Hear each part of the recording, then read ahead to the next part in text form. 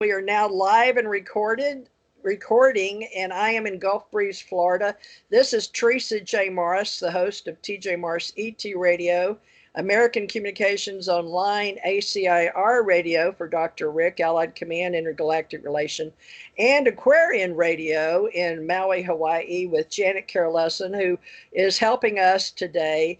And Janet Carolesson is very good at marketing and promoting radio shows, and she and Dr. Richard Allen Miller have agreed to join me today so we can go into a discussion about a higher level of existence with imagination and how we're going to go forward in 2021 assisting each other in cyberspace. So if you're not familiar with these people, that's okay, because we're recreating our reality today in 2021, but it's 2020. So we're going to talk about time traveling, which is world science, a great thing among neuroscientists and many scientists that love to talk about things that are phenomenology. And Dr. Rick is helping us with ontology.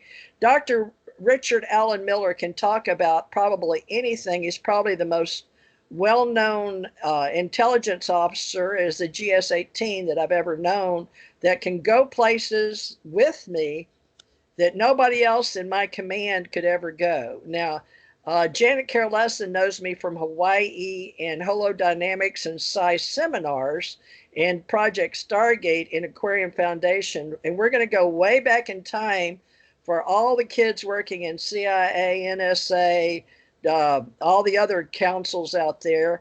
But we're going to go above all of those back in the day, go back in time and time travel to Allied Command Intergalactic Relations, before there was an Aquarian Foundation, before the Ascension Planetary Light Group. So Dr. Richard Allen Miller, if you can go back to being Ricky, would you first introduce yourself and what you know about Janet Carolesson? But when right after you introduce yourself, I'll let Janet introduce herself. But I want you to include how you know Janet, which is very interesting.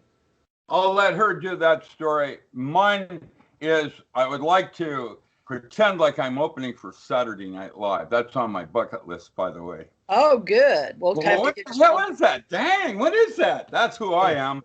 They couldn't figure it out.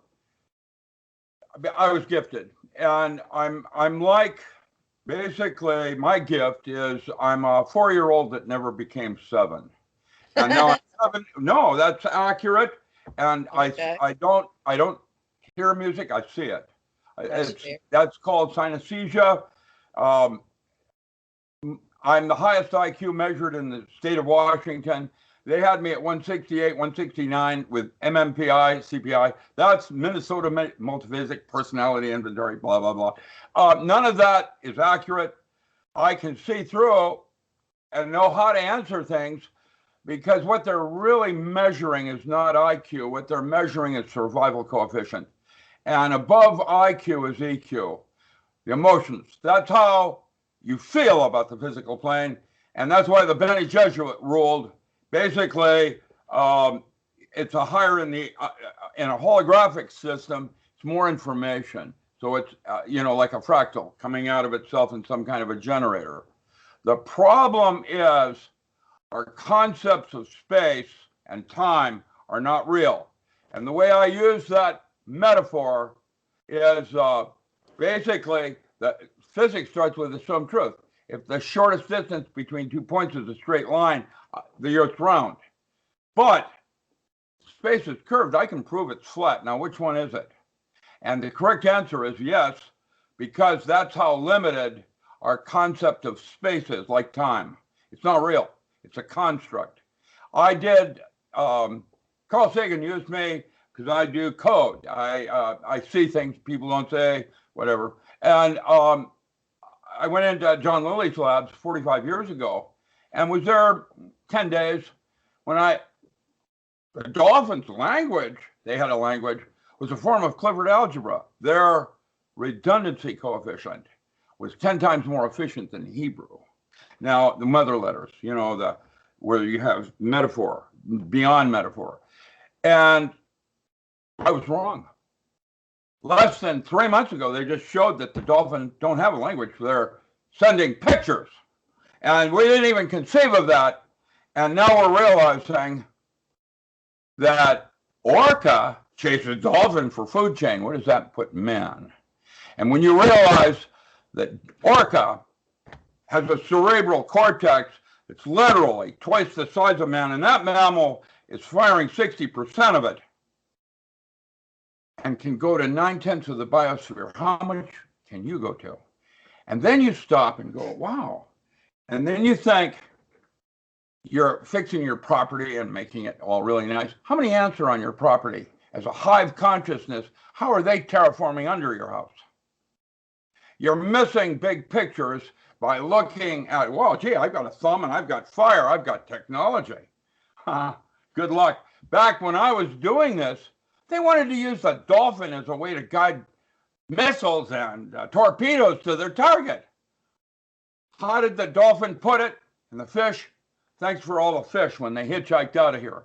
I can tell you, we don't have a clue, and we're lower on the food chain.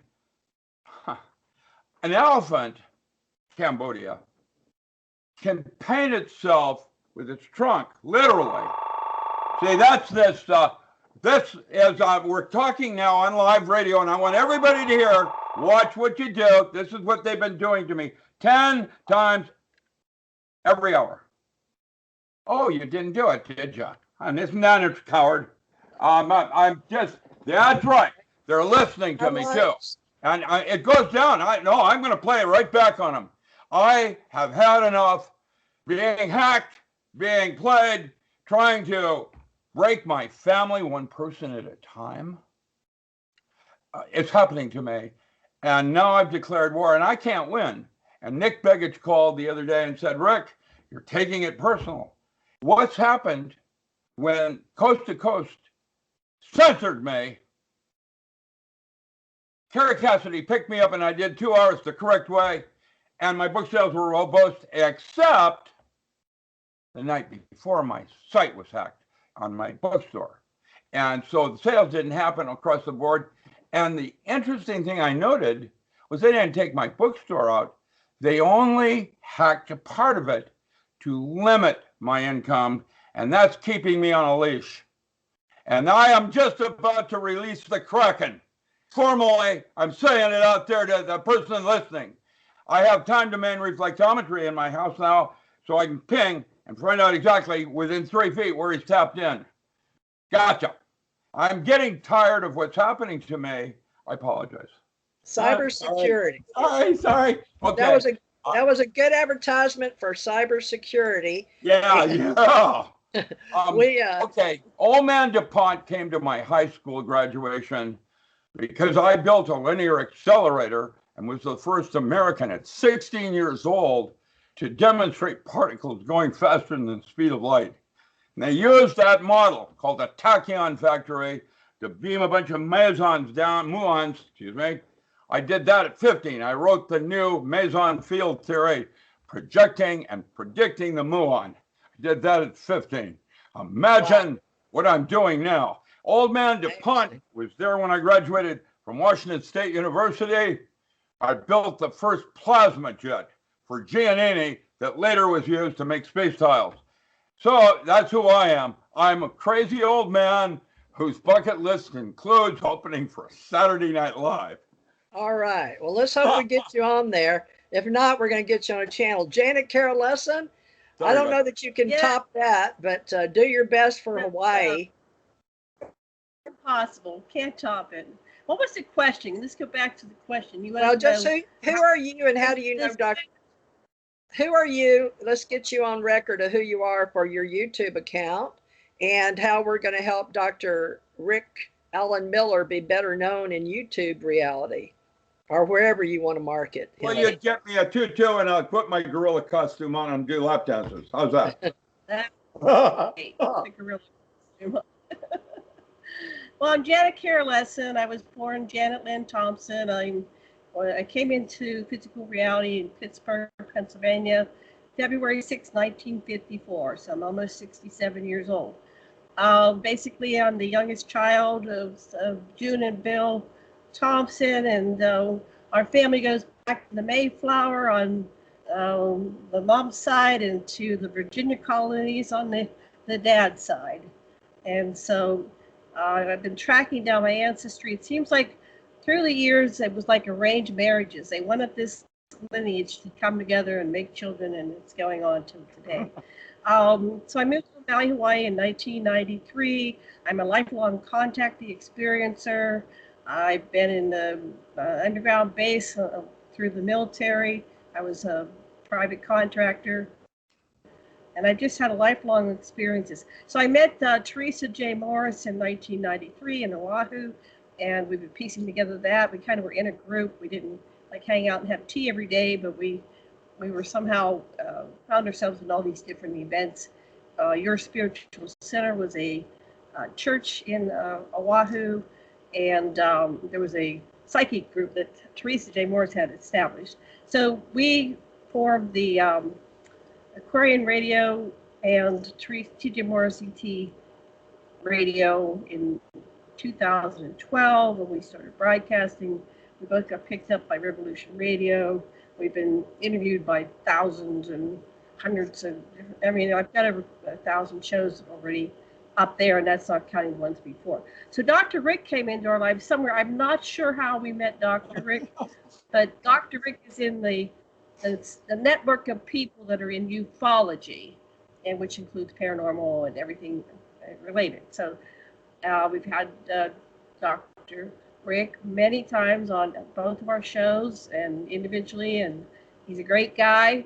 And we've never met Rick in person, neither of us. Have you met Rick in person? No. And that I know of in this reality, but I do feel like past lives, because whoever's writing the code in this reality has written us some sinking or they have similar storylines. Department of Navy, both married to a CIA agent. We both lost a daughter, so we know what pain is in this reality. So, Janet, I don't know. I would think this is the perfect radio show to let people know who we really are as far as a humanoid, sentient, intelligent being. And we do know that our first reality doesn't define our second. But I'd really like to get in a very high level with both of you, because you've both known me more than 3 years. I do know that in this reality. But I want to talk about everybody's reality and how they are the background to the three of us, and how we can move forward with helping everyone on the planet. And I've been watching the IBM director as he told us we were going into the next level with the IBM company. And we are going to work on cybersecurity with Dr. Richard Allen Miller. He prefers Doc Ram or Rick. And excuse me, Dr. Rick, if I call you Dr. Rick, because that's that. I would like to get into how all three of us did work with the military, but Janet and I believe that somehow there's no coincidence, and I've heard Dr. Rick say that in some of his videos, that synchronicity is important in serendipity behavior. But he, being a deep hypnotherapist, we haven't trained with him, but I have hoped in this reality in 2021 there forward, if he's able to do remote webinars. I definitely still want to help him sell his books because we all need them. But Dr. Rick and Janet, I'd like to take us off planet, if you don't mind, like world science, before world science was philosophy, and before we were here. And if we can go back maybe 4.5 billion years, or however many billion you would like, and just imagine what it was like in the grid on the other side of the universe. Because one thing Dr. Rick told me that I didn't know, that NASA had decided we do have another universe. And I preached Dr. Rick Allen Miller, and I've been taken off. I understand your frustration when you're doing your best to help the universe. Here on this planet, a lot of my stuff has been taken down, and especially on Wikipedia. And I've had some stuff put in a Chinese book in a university, because I came up with the dot theory, and my name Thurmond is related to the dot theory. But I'd like to take you and Janet both to the other side of the universe And I'd like to create for the first time 3 people. And doctor, you understand azimuthal equilateral distancing and the power of 3 and why we need the point of origin in 3, like me, you, and Janet right now to create the other side of the universe. And people will copy us because of the copycat effect in AI. And I'm going to use some algorithms, but we are going to fix this, Dr. Rick, for you and get you. Good luck. So It's already fixed. on the other side of this universe, would you start by creating on the grid, because we know thermodynamics and everything that science knows is based on the past, which was wrong.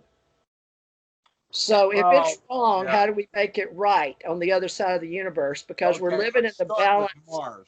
Synchronicity. That's where man was first manufactured. And the asteroid belt is a really interesting rubble. And there's a lot of real interesting things they're discovering in the asteroid belt that connect with Mars. Basically, CERN right now is a rapid transit experiment between Switzerland and Fermilabs in Chicago. If that works. I've been there. I was trained there. I was Yeah. trained there, Fermilabs in Chicago. In my Navy. It's pronounced Chicago. Sorry, I'm just kidding. Chicago. Okay. Chicago. Yeah. I want you to know in this reality. Yeah, I'm sorry? You're talking about it, and in the reality on the other side of the universe, the one that not according to New Orleans and their style of jazz, or Washington D.C. and the Cellar. Been there too. Basically, man, as I'm understanding it best, is being held back, like I am personally. Yeah. And it's a metaphor, if you will. That's Gregory Bateson. What is your metaphor but to serve your paradox? Okay. It's the way you go from one concept to another. Now, as related. But guess what? The neurotransmitter lysergic acid amide is the neurotransmitter that does in connecting dots. Wow. What else? Oh, yeah, gets better. The wow. Connecting dots is arbitrary. That's where Indiana Jones in the Temple of Doom is playing, and she comes out and says, anything goes.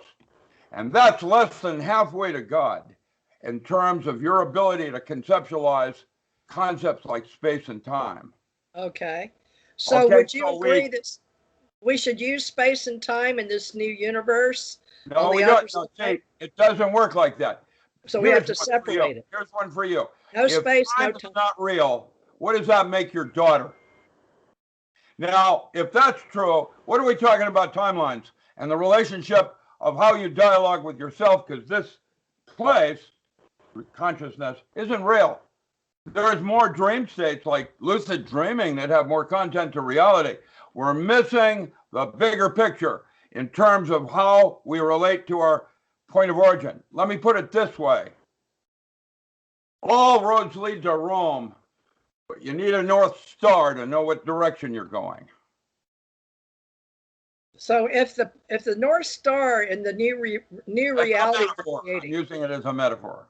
Well, universally, we're talking. And so in phenomenology, that's an amazing thing in itself, because we're trying to find a way to use sound and vibration to communicate. So we're just having a conversation. Okay, I'm going to correct you on one thing that's very important. Max Rampell is trying to get me from Russia, and he keeps popping up here. Max Rampell, by the way, is a second-generation Russian doing his mentor, Garyaev and Popov, quote from my original work on the biohologram, and they got on a list for a Nobel Prize, which means I'll get one in that arena. But he's trying to buzz me. He's working on proton clouds, and the community I did with him just a minute ago was, if Schrodinger's cat house is the cat dead or alive, that's in quantum mechanics. And holographic systems, they know it is Schrodinger's best little cat house in Texas, probably. And there's cats that are dead, cats that are alive. And of course, all cats are in the process of dying, and Microsoft owns it. Just kidding. Microsoft. Now, well, Proton Cloud is the new way of trying to discuss the distinction between taking an analog system and quantizing it like we're doing with digital. Yes. Now, that's a concept where we do it in steps. That's a quantum universe using space and time as measurements.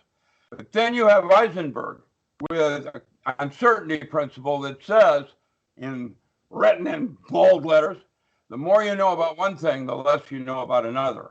Can't get there from here. So I envisioned a new model back then called holographic. I was working for old man DuPont, and I walked down the hall at the experimental station in Wilmington, and I saw this three-dimensional color TV operational. Right then, that was in, 1966. And I went, where's that, by the way, in our marketing?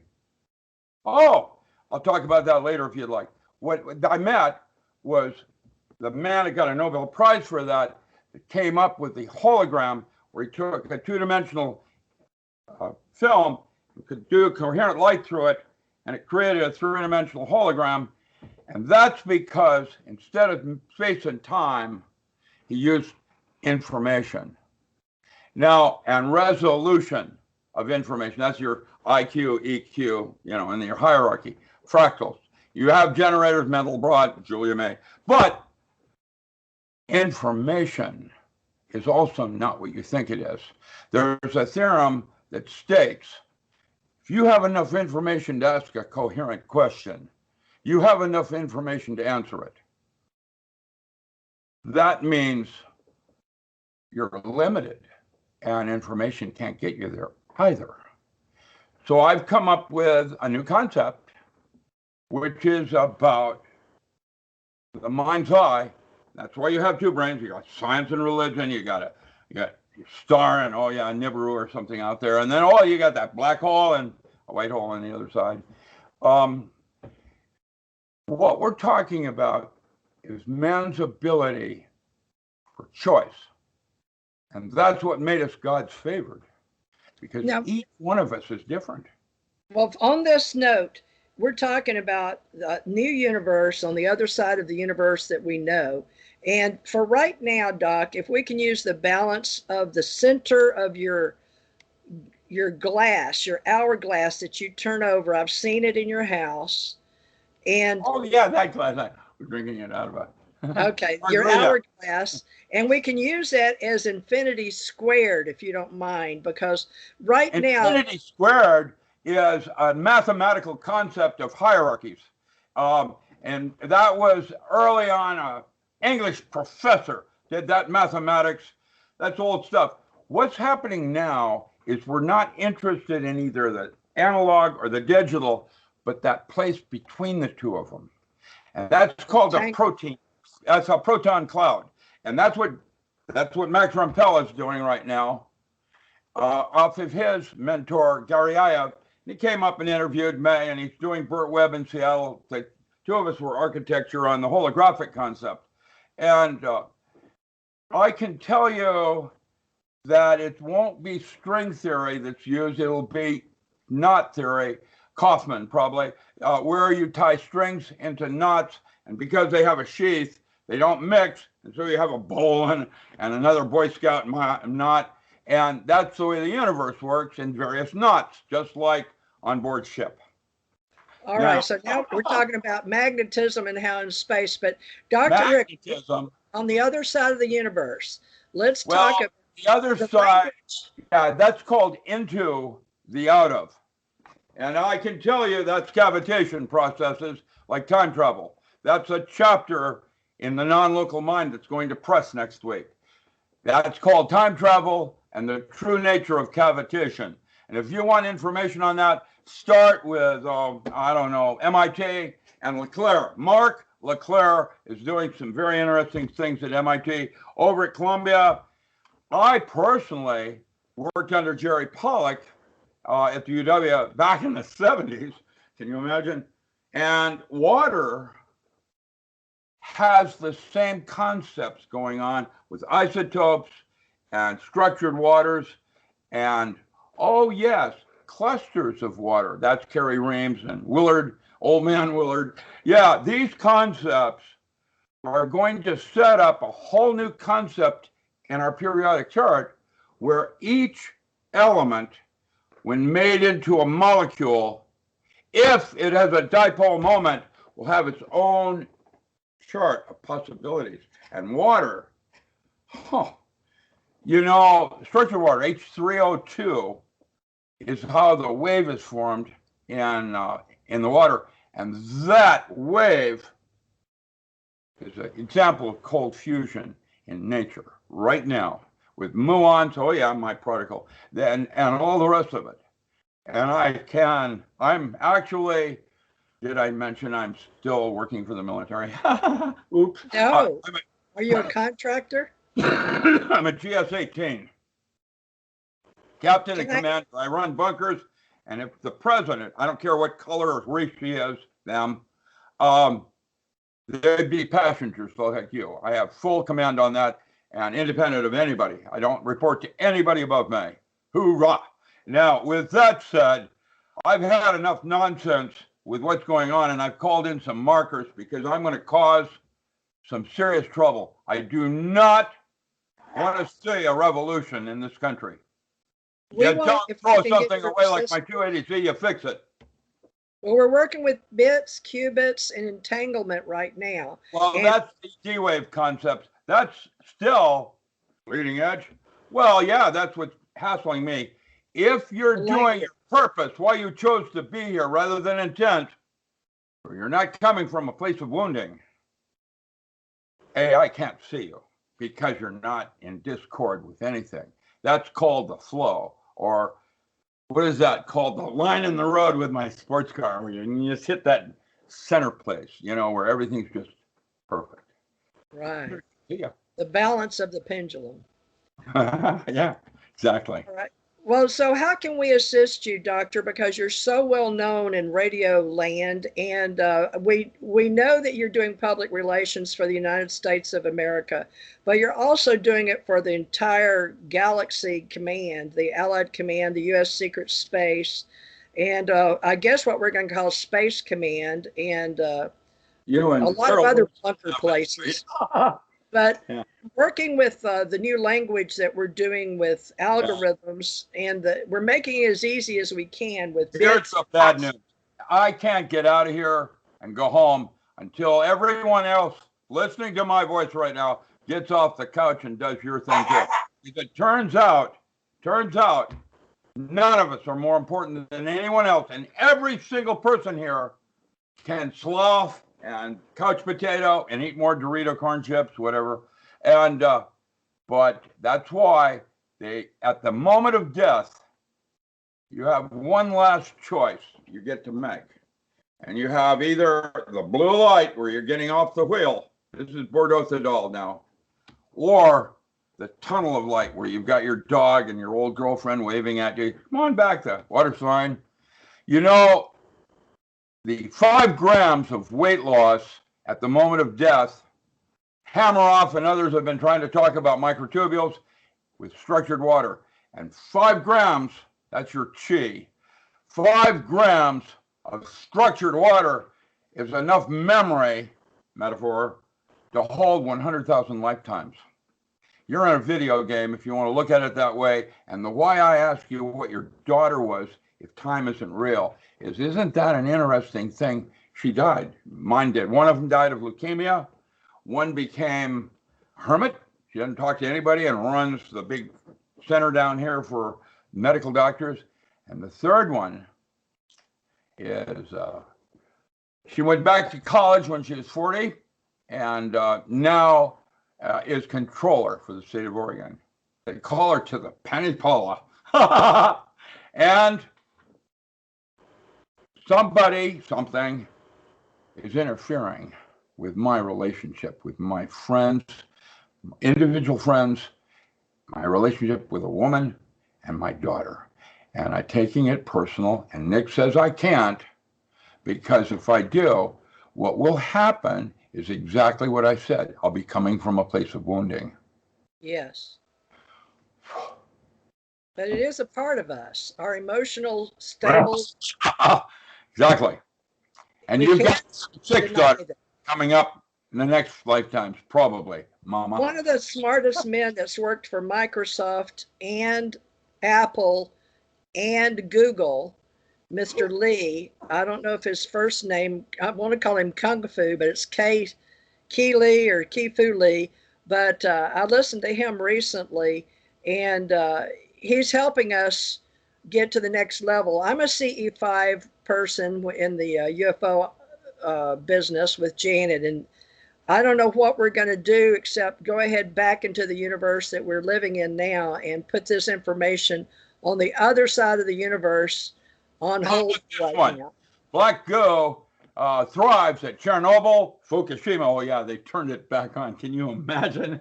And 3 Mile Island. And you could, like the ants under your house terraforming, see that something is terraforming the earth right in front of your eyes. And basically, it thrives in radiation. So, you know, the New Madrid fault line has 21 Daiichi-like reactors. They're all leaking. It takes 1 full year to power one down. Why are they still running? When Yellowstone is showing lava underground tomography in Ohio.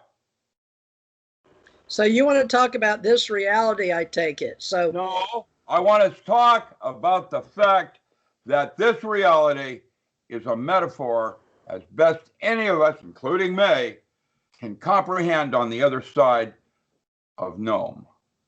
Janet, it's your turn to ask a question.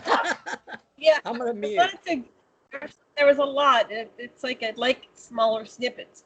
Okay, so I was on Johnson Atoll, and in the early, I don't know what it was, they started launching nukes and testing from Johnson to Bikini Atoll, and then one of them blew up over the island, and when I got there in 1995, they had scraped the top layer of the island over to behind a wire fence, and they said that was all radioactive.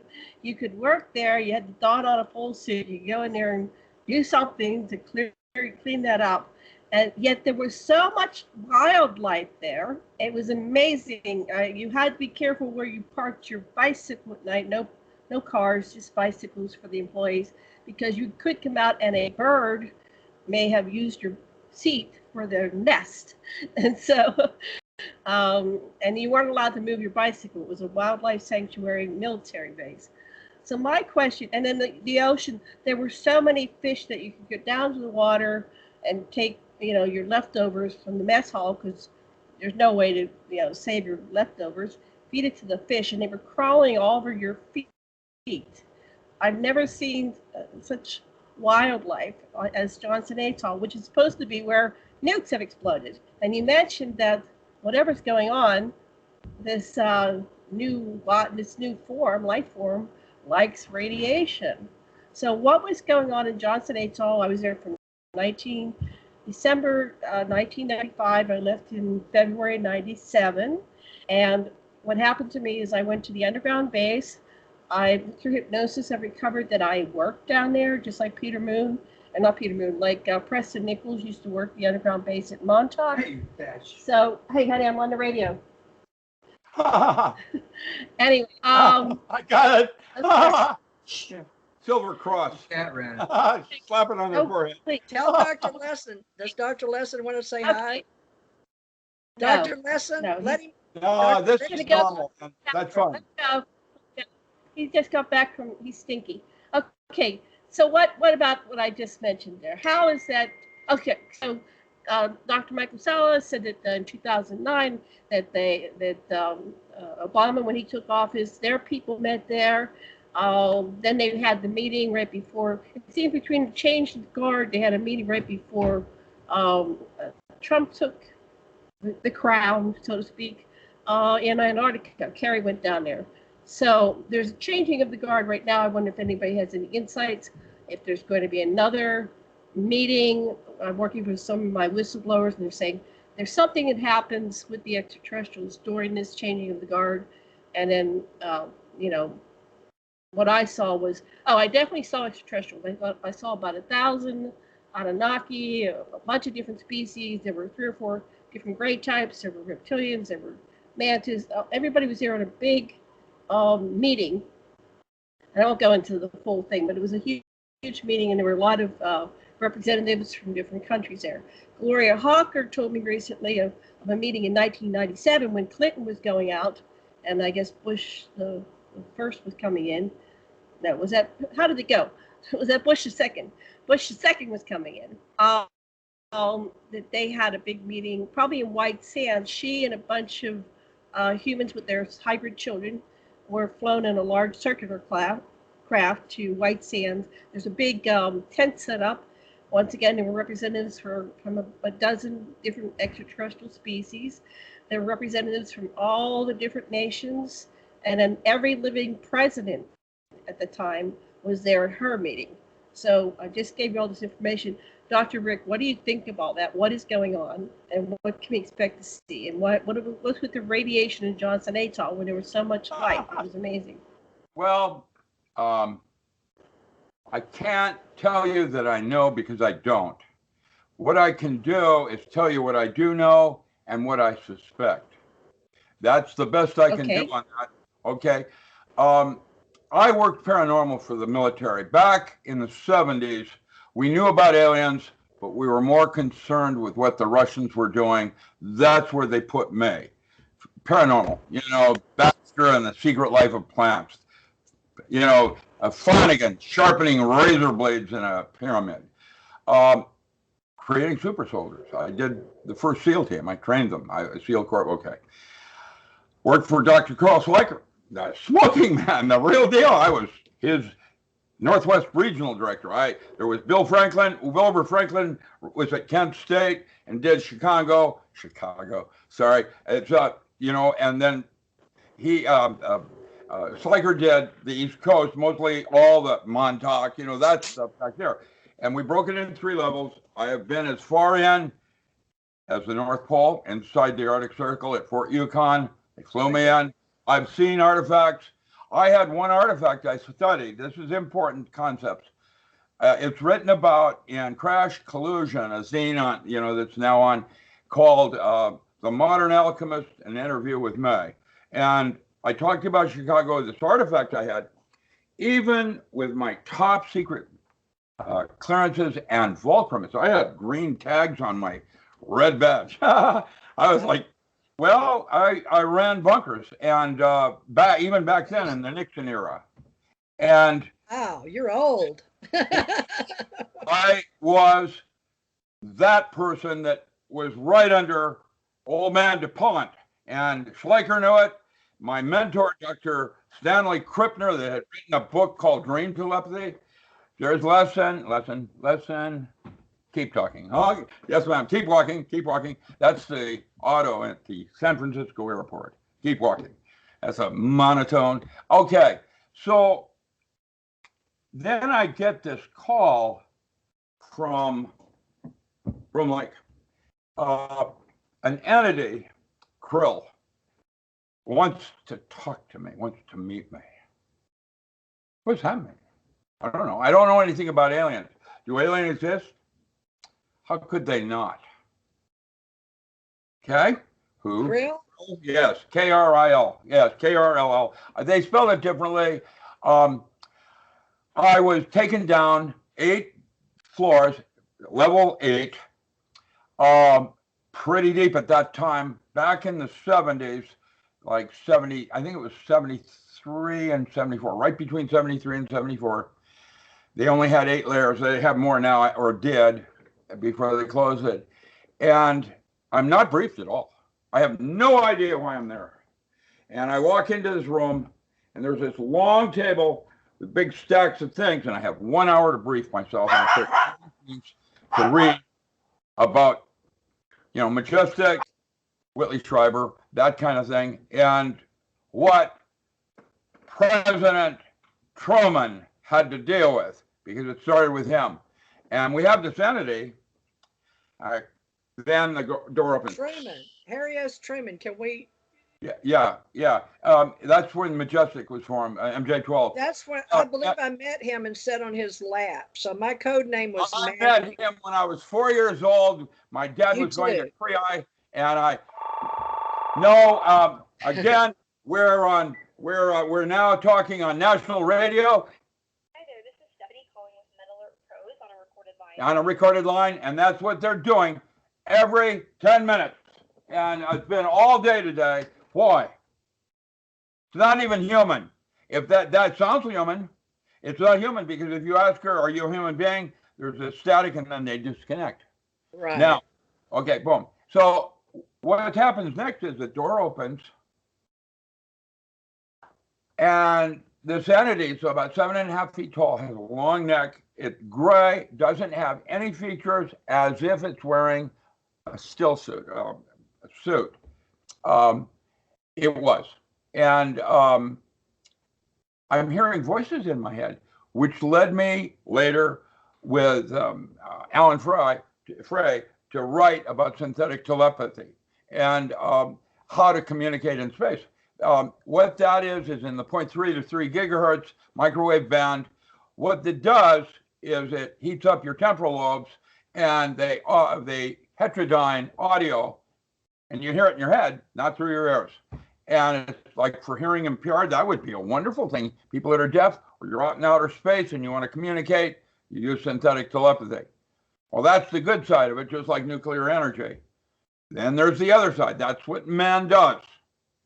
Polarizes into union of opposites. That's part of your transformation and processes of enlightenment. And I'm hearing this voice in my head. It's feminine. I don't feel any. And then I have no memory what the entity did. And they tried to debrief me probably 3 or 4 weeks with drugs, hypnosis, all kinds of ways, because it had cameras watching me. And there's no audio. It's like we're just staring at each other. Can we ask what color the suit was? Gray. It's gray. Gray blue, gray. No genitals showing. Sort of I could not see anything. I couldn't even see a mouth.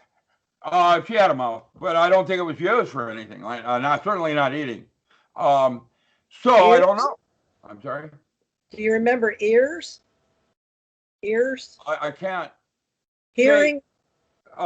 Wait. You're that's the problem right now. The vision. Wait a minute. Okay.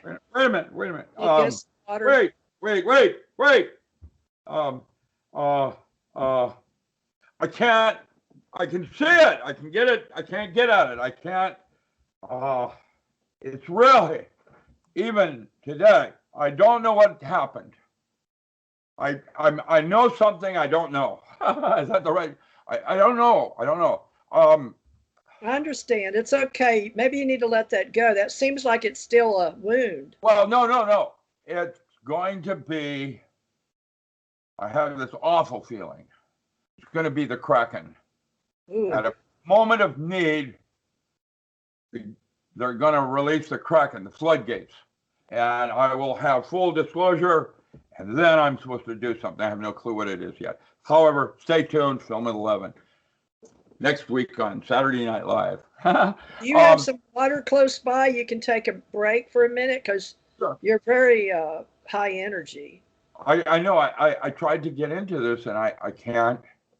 I can do that. Okay, I can do that. You can do a self-hypnosis? I don't know what happened, but I can tell you something. The artifact that I studied in Chicago, they never told me where it came from. They never give you full disclosure, even at my level. I mean, I'm understand.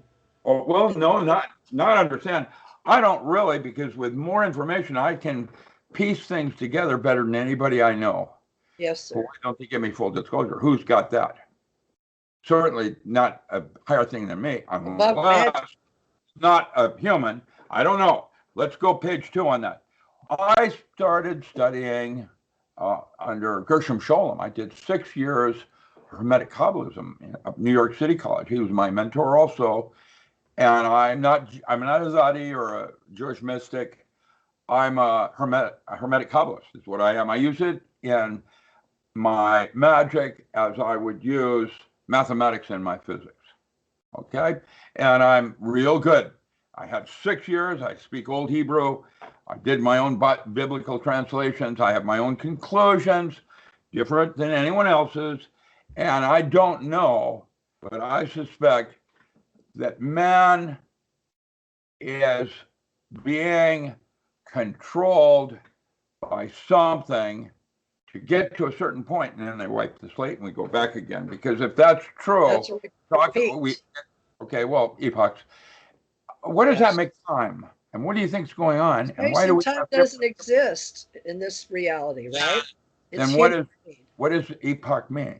And gravity exists. And what does limitation mean? Okay, I have some questions I can't answer because I can't conceive of it. Now that, whatever you could conceive God could do, Earth in 7 days, is probably how limited you are in conceptualizing, and that's less than halfway to God, and what you probably are capable of doing should you find a way to access the other 9/10 of your cerebral cortex. Your feminine inner part of me, your masculine inner part of you, dialogue, knowledge and conversation. Why? Working from the gut, enteric nervous system, you don't make mistakes by definition. So what's the brain up here? This is a second brain. Well, this one is the one that releases neurotransmitters to dialogue with subtle bodies outside the physical. Yes. And, well, as a metaphor, because the physical body is just, the other side of your galaxy, is a metaphor, okay, of what something else is going on. If you want a good concept that Continuum, that movie, Continuum, is number 6 in science fiction as most accurate with physics. Why don't we go there? Well, okay, he goes through a wormhole. He's at the other side of the universe, and he wants to communicate to his daughter that he's alive. How does he do it?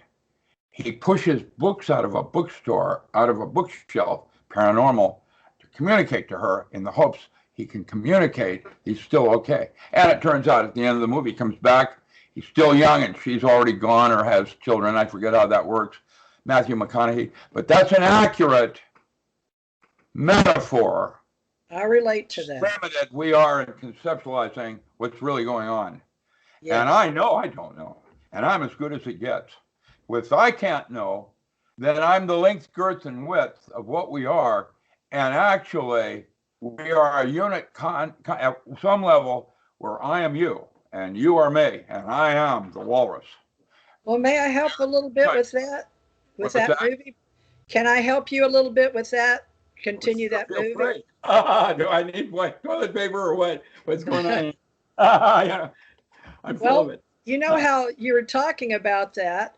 If we take the other side of that, I can tell you that when we leave the planet, this is the way I conceive or what I've experienced in this reality, probably with the U.S. Navy, our Department of Defense, or your Pentagon, or Harry Truman, or Majestic 12. They have a level of people in this world, which especially Germans, that were clear. They knew about dying and being on the other side. But when they worked with my husband, leaving the planet and coming back, we would have a differentiation of time that we could not put back in time travel. Because on this reality with the Department of Army working under base, like you said, he was working Department of Army, I was working Department of Navy. But we thought all this was going to be cleared in 1989 with Bob Lazar. So the fact is, do you remember Ronnie Zamora, or Lonnie Zamora? And that story with, just had Norio Hayakawa on from Japan. He became a citizen. I don't know if you know Norio.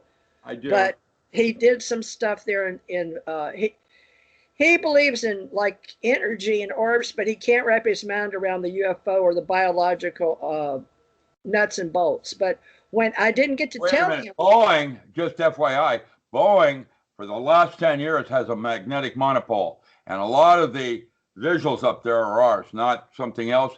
As we've, back we have a magnetic monopole now, so that probably is Boeing doing things too. Not aliens, of course.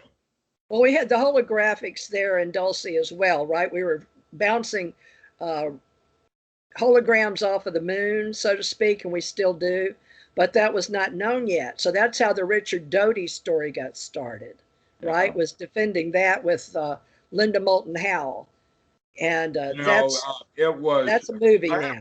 Rishi Motoyama's, all his original data physically in my possession. Remember him? He put a human being in a black box, Faraday cage, and had psychics communicating through a Faraday cage. Remember those experiments? Oh, the Faraday cages, yes. Yeah. Rishi Motoyama was out of Japan. I have seen things I don't understand, we don't understand, that are real. Like, for example, a woman that would rip a car door up to save her daughter in a flaming automobile. Now, that's physically impossible, to be body strong enough that it didn't tear trying to pull steel apart. How do you do that? And everybody gets it, that she can do it. How does that work physics? It doesn't. It's our immortal essence in another reality, possibly tapping into the dimension. But maybe you and I should be the ones to discuss realms and dimensions and how you foresee from this movie that we're using as a metaphor, I guess is like you said, with Matthew McConaughey. Hey, yeah. That's a good movie. Well, metaphor, it was when I said, Gregory Bateson said, what is your metaphor but to serve your paradox? So I have a pair of ox in my meadow. Well, with you. Now you're getting what that is. They're unrelated. And we see a connection. That's what makes it real and is less than halfway to God. Did you see the movie Devs, Devs, by chance? Huh? You did? Yeah, I go to everything. I watch Being There, where I had no idea. Where he walks on water at the end of the movie. I've seen things. I'm a big movie. That's what I do for recreation. Are you with IMDb? What? IMDb is part of Amazon. Yeah, there's all of this. And movies. Listen, I collected occult things like The Valley. Okay, we're back to stay in this reality, right? Movies bring you back to this reality. That's what I did. I know. Here we are. Because no matter where you go. Oh, that's Thunderdome. Sorry. Well, we're going to be talking about you writing some of the great screenplays and helping others. Janet says she had to get her lunch.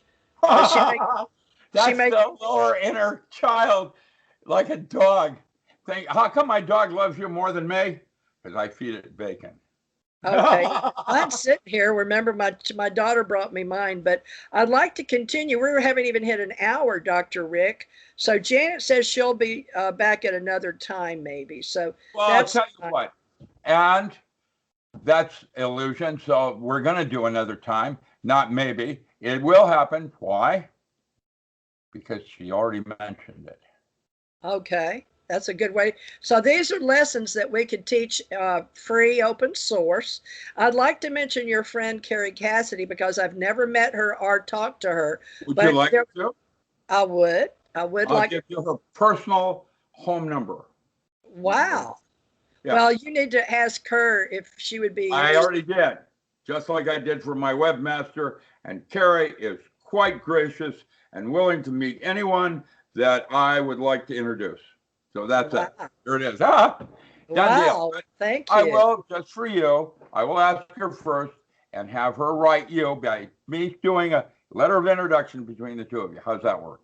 Wow. Thank you so much. Okay, no big deal. Now, I don't have any money, but I got lots of doors I can open. That's Well, no big thank you. deal, man. I respect her work of 20 years in Hollywood or close to it, and then knowing you and how she has derived a level of universal thought patterns for how she has tracked the history of alienology and covering aliens that I personally have never met nor want to.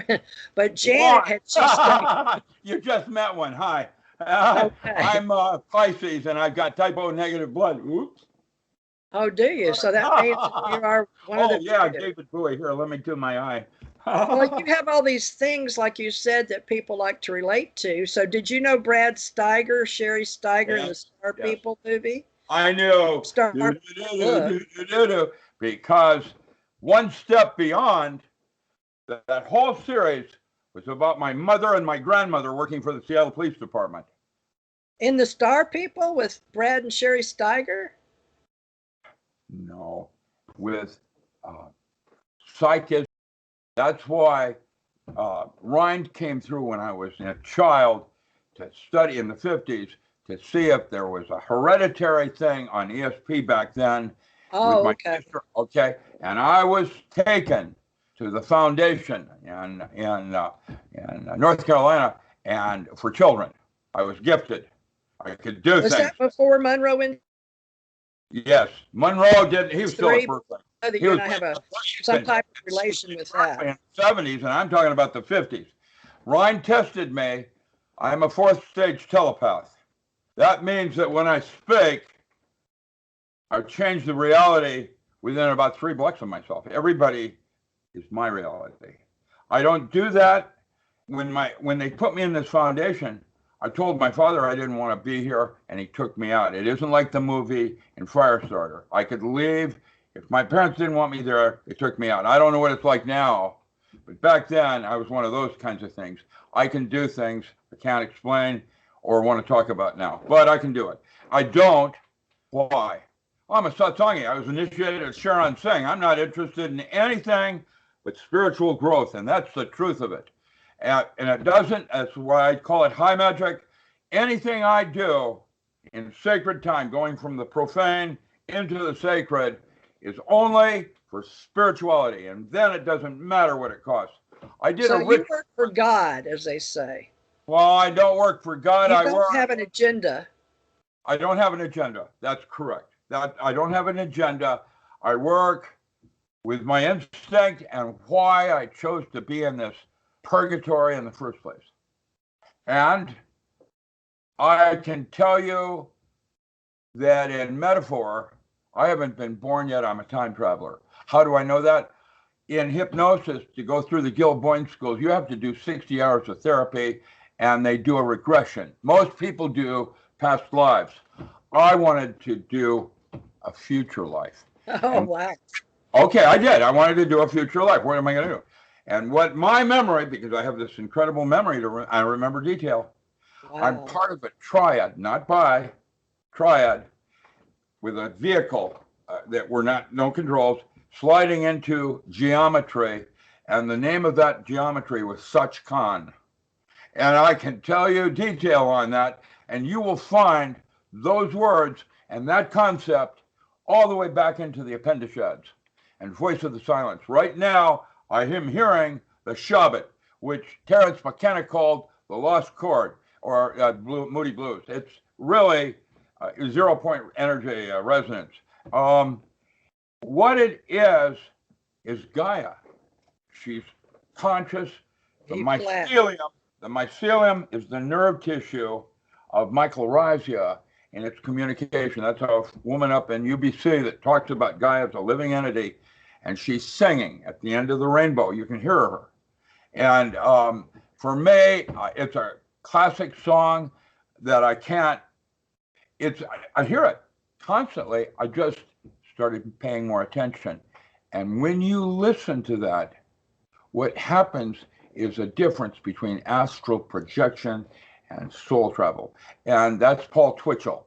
And he, with Ekankar and the rest of it, what happens is I go home for a brief moment and refresh or reboot, or like sex. Into the future? Sex, and all of a sudden, after the orgasm, nothing matters as much. You're in a mellow place because of the neural. Okay. There's something that is important. And this is the most important thing I'm going to say tonight. Okay. Man has a responsibility for the thoughts he chooses to entertain. What you think is what happens. That's why when you have sex, if you're at the moment of orgasm, if you're thinking about someone else, you can count on it happening. Ooh. Now, I've been practicing this, and one time in early ages, I wanted $50,000. Well, I got it, but not quite the way I wanted it. Well, a truck ran over me and I got an insurance claim for my hospital bills. How's that sound? Yeah, that's, you get it, but because your mind, cost. it warbles. And because it warbles, you get it, but not exactly. I've never heard that word. Warbles? Yeah, warbles. Wobbles. And warble and, you know, crashing from one wall to the other, karma, creating, kashik. Yeah. How do you spell that? W-O-R-B-L-E? Don't worry about it. Warble. It's warped, warble. Wobble, a warped wobble. It may be from the old Appalachian days. No, I just come up with these words. You know how it is. Okay. Live from New York. It's yeah, live from New York. Just kidding. You know, there's how do we get you on that show? I don't even know. It's come back, right? But we need to get you on that show. Now, I saw, I don't know how one of Janet's friend, well, he's a friend of mine too. I've met him in human form. Alfred Lambert, not Alfred Lambert Weber, but he was part of that. He said, see, I've been in his home, spent the night there, have dinner. I did 2 years ago, and then got a ferry boat right back off of Vancouver Island. Yeah, that's cool. Andrew Bashago was on Steve Colbert. Did you watch? There's very few people out there that are actually real without agendas. Washington, Andrew Bashago, and Alfred Lumbermont Weber working with the International something of law. Hey, don't forget Janet. I mean, Carol Rosen. Yeah, and her husband. Carol Rosen. I've never met and her husband. They live just down the street. John Cipher has been in my home. I loved Hill Street Blues. Oh man, that was one of my most favorites, especially Belker. He's sitting in putting his mom in a bathtub. He's trying to get her unstressed. Well, you like movies and television, and you helped with X-Files, and The Smoking Man is the one I met, and you said he worked Chicago. I was in the office. No. Dr. Carl Schleicher. No. Schleicher. He was on Wisconsin Avenue in Washington, D.C. for 48 years in the same desk. How does that? So that's it was why Franklin that worked under him in Chicago, and I was UW. But I had Jet Propulsion Lab. I had China Lake. I had Argonne. Andrea Puharich was one of my teachers. He ran SRI with Bill Tiller, and I studied under him. But I was above them when I had a project. I had deep pockets when I was going after something. Any toy I needed that would dictate where I would do the study, because I needed toys, big toys, and I did that. You're trusted.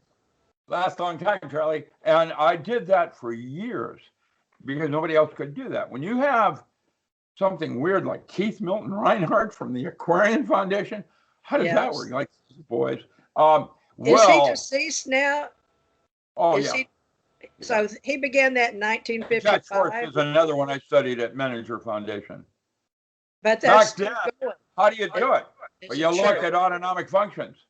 And you know, Puharich wrote a book that was called Beyond Telepathy.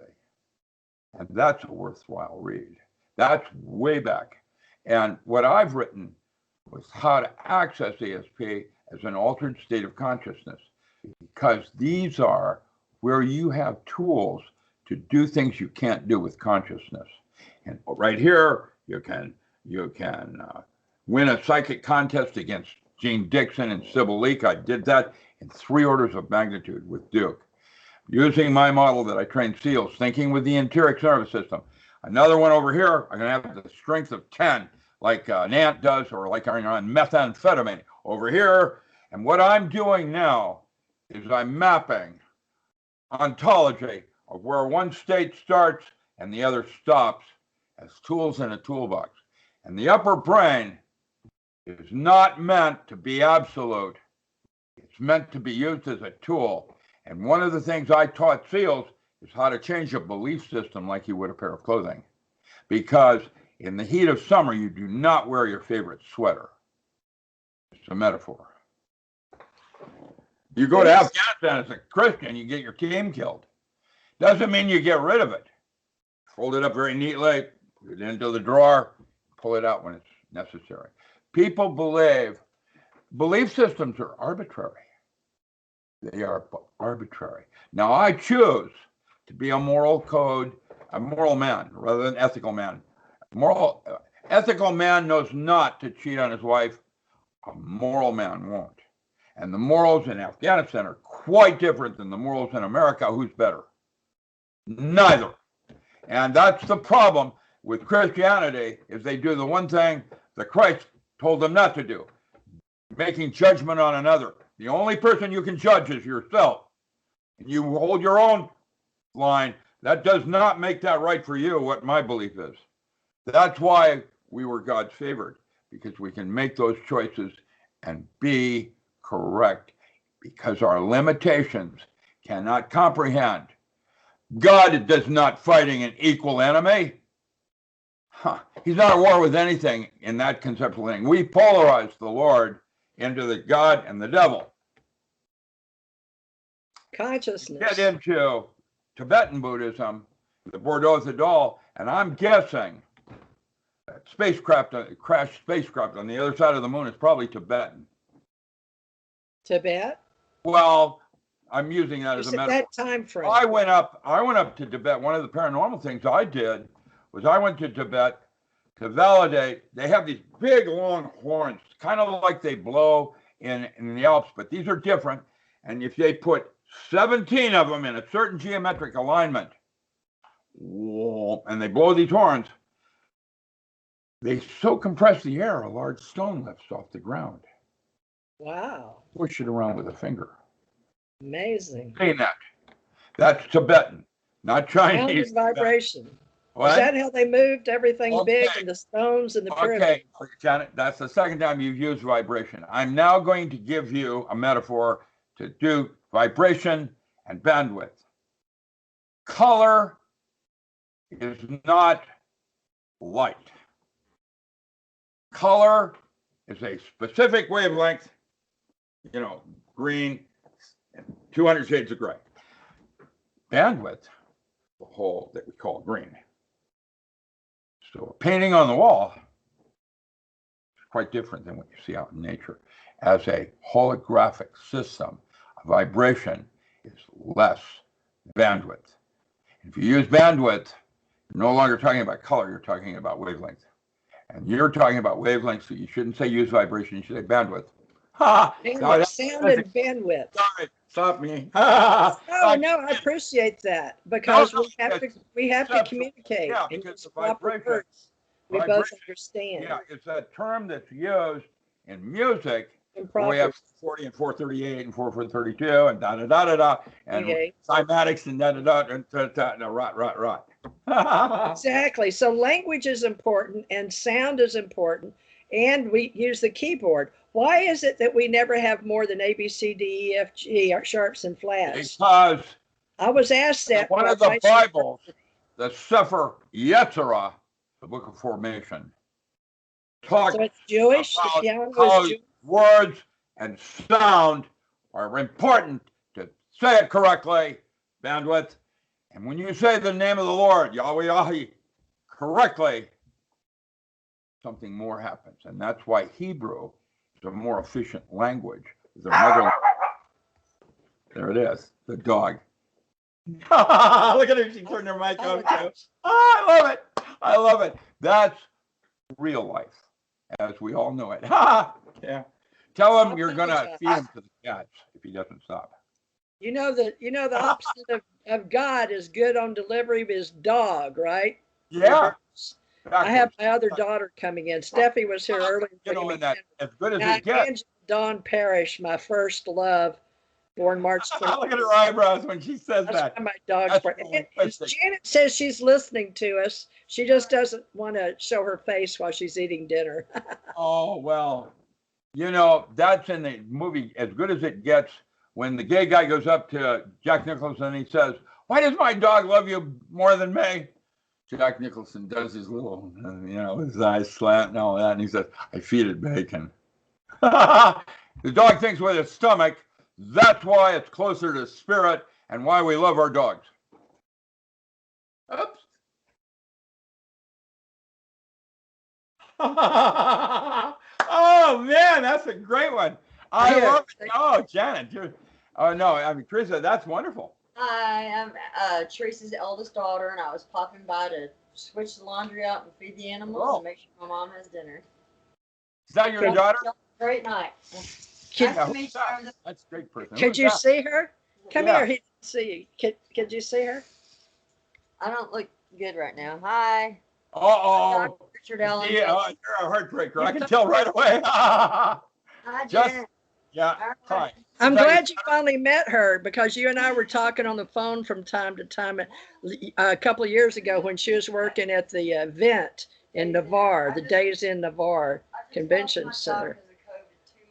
Oh, she lost her job because of COVID-19 2 months ago. She said to here's the bad news. But she knows your name over the years, Doctor. Oh, there's a lot of people. It's down there in the post office on one of these posters there. But well, you're known as Dr. Rick in my house, so because you're part of our ACO and our association, and you're very good with our spiritual community. And she knows my daughter started Ascension Center organization with me, and the Ascension Church Ohana is like Hawaii, but you know, we have a spiritual community, and I guess in a way, Doctor, you're part of our spiritual community, whether you know it or not. I do know it, and I'm proud to be part of what you're doing. Thank you. Thank you so much. Yeah, we're all just doing it out of our hearts, and we don't make any money. My father said this to me once. There are 3 ways to be in this world. There's the vulgar, the adept, and the exempt. The vulgar get audited. The adept gets money back from the government, taxes. The exempt has a 501c3. I can be part of your organization, and I'm still a nerd over here. I don't have to participate. I was a jock in high school, but I didn't want to have sex with all the cheerleaders because I was afraid I couldn't go to college.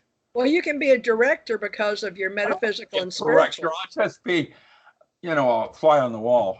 Well, you're very important to us because you're our mentor master. Look at your hair out like that. Yeah, our bodhisattva. Like the flying nun. That's what you ought to do, start singing with a guitar. Why was I doing that? I did that without thinking. That's hilarious. So you're affecting me emotionally. That was, what would you say? I'm trying to do. I'm speaking, or I'm attempting to try to speak on a higher level so that every time you listen to what I'm saying, you get something more out of it. Thank you. I always do. I'm doing as much as I can in communication. I love that. You know that. I admire you, and you're my mentor in the spiritual. I'm not a mentor. I'm just. Well, you have the word. Please. All right, a colleague. I don't mean to be. I am good in certain areas. I'm doing other things than others. I know that I don't know. And I know that physics, and I'm as good as it gets, will not really actually get me there. That's why physics laws change every so often, because we change our assumed truths and definitions. Right. And yet, well, if you believe the world's flat, these are the realities available. Oh, no, I can fall off the door. What about Campbell? What about that? I can open these doors. But that's why when you change your beliefs, you can do anything you want and have access to all the doors. And that's what you taught us in the Marines, right? Hoorah. Hoorah. You know, right. I wanted to be a SID. Their logo was the first to die. Thank you, not me. I'll just work Navy. I'll be in a lab back in the States down in Well, the let's talk bunker. about the Men in Black for the kids because they love our Men in Black and they love our travel stories. Well, the highbrow, the ones with the scientists I'm working with and theoretical physicists, they want us to talk more. What is that level with? Well, you know what it is. They call it fog index. Well, they call it phenomenology in some worlds, but conscious. One of the highbrow. That's called the voice. And when the Jedi says, "You're going to go home and forget this," the hypnosis, sleep now, higher level. Same you thing. have not seen any. I understand. So they want to know what you and I know about the other side in the L5 because we need to help China and the United States working together in the computer AI. Because by the way, they've been copycatting us for many, many years. Now they don't have to. And they're 5 years ahead of us in space on their 5-year plan. You know, that's why the space race, why we never went to the moon when we said we did. We were trying to one-up on cosmonauts and Sputnik. Russia. We can't get across that Van Allen belt without losing life. I was at mission control with Ed Mitchell in 71. That's why they have that countdown. 5, 4, because what they have to do is punch a hole through that before the missile goes into it. And that's the only way our astronauts to this moment can live. We use HARP and other things like that now, but back when I was doing it, that's why they had such a precision on the countdown, because they had to blow a hole through the Van Allen belt. Did you talk about that? Ionosphere is what shields us from 5G radiation. Why do we want to bring it down here on the Earth? You can watch how ants are less now, and you don't see flies on cow pies because 5G is toxic. It has LD50 ratios. Dr. Beal, EEAL in Florida, has written extensively on different parts of the body that are affected by 5G. You carry that cell phone around and you want to charge it on the fly? That's nuts. That's nuts. I don't carry a cell phone. I use a landline. Period. End of story. Texting. Thumb wrestling 101. You know, I remember typing before we had copy quick. We had carbon paper. That's how my manuscripts got to Hollywood. Right. GPS wasn't even here yet, was it? Well, I had a computer and I had internet in the 70s, but I'll tell you what, it wasn't like it is today. Right. And right now, everything is being censored. And Microsoft got this cloud. What is it, Cloud 365? We have to use Microsoft. What else could we use? Everybody uses Microsoft, even the Chinese. Start with Linux. That's a good platform. You can't hack that as easy. And or you reduce the possibility of easy hacks. Page 2. So you work with Proton Mail. I can break Proton Mail. You can, well, you know, on Tor browser, and you can do all the things you do. Guess what? When I moved from Bluehost, I moved from in the fire into the hot spot. Squarespace is not a very nice place. And if you don't believe it, check out the complaints on it. Just do a little search. I never did. You know, Google. You know, Bluehost was through GoDaddy, but they couldn't. They had different servers, Dr. Rick, and they couldn't handle me. Bluehost asked me to please leave. I gave them the money. That's what Squarespace is doing. They hacked me internally, knew it, didn't tell me. And now they can't replace it. And guess what? I'm going to move. He knows that. And I'm going to take that particular individual's job with me because he's the one they use to BS and gobbledygook. And guess what? I'm going to come out of this where it costs them money, not me. And I'm tired. I don't want to fight. And unfortunately, like Amazon, I'm even with God's help, I couldn't pick up a big enough rock. Amazon ran our books up, though. We need to tell people what they did, Dr. Rick, for you and I. We had publishing companies, folks. Actually, it doesn't matter. They ran our numbers up so they couldn't sell our books, so people wouldn't buy them. Well, no, they started printing on demand from a half a dozen different shills. Well, they told I everybody. got over $280,000 I can prove I lost working with Amazon. And actually, Amazon wasn't the one that started. It was Lightning Source. And I got as I high started as with Lightning corporate. Source. I got as high as corporate. And I said, who else is publishing my books? And rather than answer me, they fired me. I work with Author to Market now. But I'll tell you what, everything is compromised. And the only thing real is your gut. I heard Trump doesn't like Bezos because Amazon, right? He was the richest man in the world. But I heard, now is this true? Elon Musk Elon is Musk man? is a high roller. I get a rep. Roller. We'll set him out in the desert with some oil like they did in James Bond. That's Watch Richard when they Branson, have Sir to drink. Richard Branson, right? So we got Sir Richard Branson in the with Virgin Airlines, but now we've got Elon Musk, contractor. Of course, we had Bigelow. Yeah, nuclear. We had Bigelow. I remember before Microsoft when Edmonton and that whole region there where they are now was where I hunted rabbits when I was a boy in Seattle. And now it's just sprawl. And actually, Seattle is dying. Channel 4, KOMO, did a wonderful spirit about the death of Seattle because nobody lives in town anymore. It's been taken over by the homeless. And Portland, you think that's about Black Matters? That was about Amazon, though, wasn't it? I came back from Bend, Oregon. I was over in timeshare, and I came down the old way of the North Fork of the not Rogue River, Roseburg, and I saw 57,000 acres still smoking in Oregon. Back up a little bit. You're syncing in the computer. Yeah,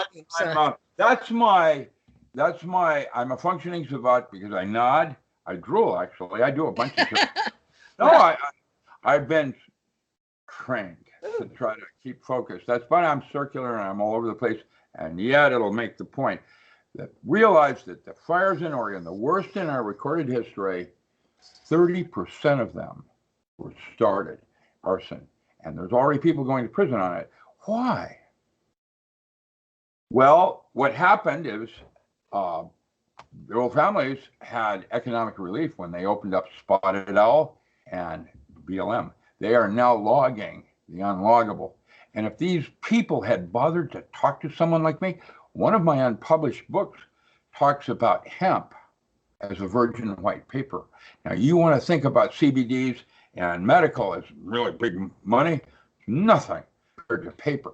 And right now what they're doing is cottonwood down on the Columbia River, and they use those old heli loggers where they coppice the first 8 to 10 feet of growth each year for paper.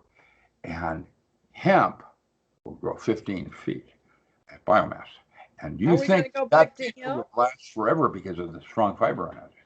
Well, no, I heard that McConnell was going to let them grow hemp in Kentucky because they weren't growing tobacco anymore. But that was, I moved 5 years ago. Kentucky and Tennessee had the Claw Valley Hemp Growers Association during World War I and II, and you can see the old plants growing for sailcloth and rope and for the war. And that there's still cultivars that are growing, it's as native. They've gone native now, where it grows native all through Tennessee in the water ditches and things like that. Needs a lot of water. Control it globally, and is it still the government's in charge not only of weapons, but I guess called the Uniform Controlled Substance Act. And the reason I wrote my first book, The Magical and Ritual Use of Herbs, because I found 28 herbs grow natural that are legal now. Natural. Because I assigned rituals to them like the Indians did in 1948 with peyote. The American Indians weren't using Native American, was not using peyote. That was way down in central Mexico, in Mexmecan and that area where brujos would do it. I have a picture of Don Gennaro literally flying from one teep to another that Peter First and I took in a rare magazine called Arts Canada. Don Juan was a composite. Don Gennaro actually worked, and it's like a flying squirrel. They glide. They can just glide. And how do they do it? I don't know yet. Stay tuned. That's another thing I try to study, because as I study this, I am now the magus that came in from out of the cold. It's the way Terry put it. I'm learning how to do this so I can teach it to everybody, not just elite. That's why Lodge was always, Blue Lodges, not American. Blue Lodges were always reserved for the ultra elite of philosophers, poets, writers, playwright, Shakespeare. I'm third generation. This was my great-grandfather's out of Zurich. He mentored Rudolf Steiner. That's why I'm in agriculture, different than Steiner. And I'm fourth generation Nelson line. You can find me in Holy Blood, Holy Grail. And I can tell you, these lodges were for the secrets in terms of trying to evolve to the next level. And what I'm doing, testing it on myself to show you how I did it. Now, everybody does it differently. That's why they say all roads lead to Rome. What I can do, anybody can do. But you need a North Star to know which direction you're going. Are you going toward or away from Rome? And I can tell you that most people don't have a clue, and that's the purpose of ritual, is to have a switch. When you go from normal, mundane, or what they call the profane, into the sacred. That's Morsigliati. Well, can we talk about integrative medicine with the government? Because they have a division of integrative medicine with the government. And I found out about it when I was, my daughter Gigi was at Moffitt Cancer Center. So they brought in art and music, and they didn't bring in the cannabis, but well, they wouldn't study ibogaine, which I told them they should, because I'm an advisor to the FDA, which that part of the FDA functions out of Portland, Oregon, not Washington, D.C. They wouldn't do it because it wasn't. And so what I did is I had a friend down in Homestead, Florida, put in 2 acres just before the hurricane hit and acclimatized. And now there are 13 universities studying iboga plant. And that plant, that ibogaine, we don't know how it works yet. I have a model, but it doesn't mean I'm right. That will stop any form of addiction with one single use, 80%. Good. My daughter needs that. I'm not talking about heroin now. I'm talking about things like spousal abuse, gambling, pedophilia. The list goes on. In other words, all of these things are not, oh yeah, the Indian has a gene in them that makes them like alcohol more. Yes and no. That's BS. What is true is that it's learned behavior, because you didn't know that when you were a child sucking. What happened is you had a traumatic birth delivery. We all did. What happened for me was that when I came out of the womb, the first thing that happened to me, that doctor hit me on the ass. And then he took me off to be fingerprinted because I didn't even bond with my mother.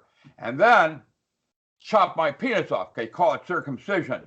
Oh, you won't remember. You don't think that doesn't have trauma? And why dogs are different? Because of the way they're whelped in a litter. That's called spiritual midwifery with, what's his name that wrote, he formed The Farm out in Tennessee. At the time, he taught a course at Berkeley I took called Monday Night Class. And then his wife wrote Spiritual Midwifery. And let me tell you, the way we're whelped into this union is how some of the scarring begins right out of the canal. You know, I went from this nice warm place into this cold hospital. I'm being hit and everything else. Came out crying. Of course I cry. Why would I want to come out of the litter like that? Do you share your hypnosis and levels? I've heard you on a video or two, but could you share it for me? I study with Gill Point School. That's the American Council of Hypnotist Examiners. I'm a hypnotherapist. That means I can practice hypnosis legally in any state. I saw you teaching a class on one of the videos with a gentleman, Matt Stein or something like that. Yeah, Matt is dead. Is he still around? Is he still alive? He died 2 Christmases ago. I can't believe it. Oh, We always, yeah, we thought he was going to always, a little skinny. Yeah, he looked good fit. Well, he ate this weird stuff. Yeah, he's green movement, bowel movement. Oh, he's looking at his turd to make sure he's healthy.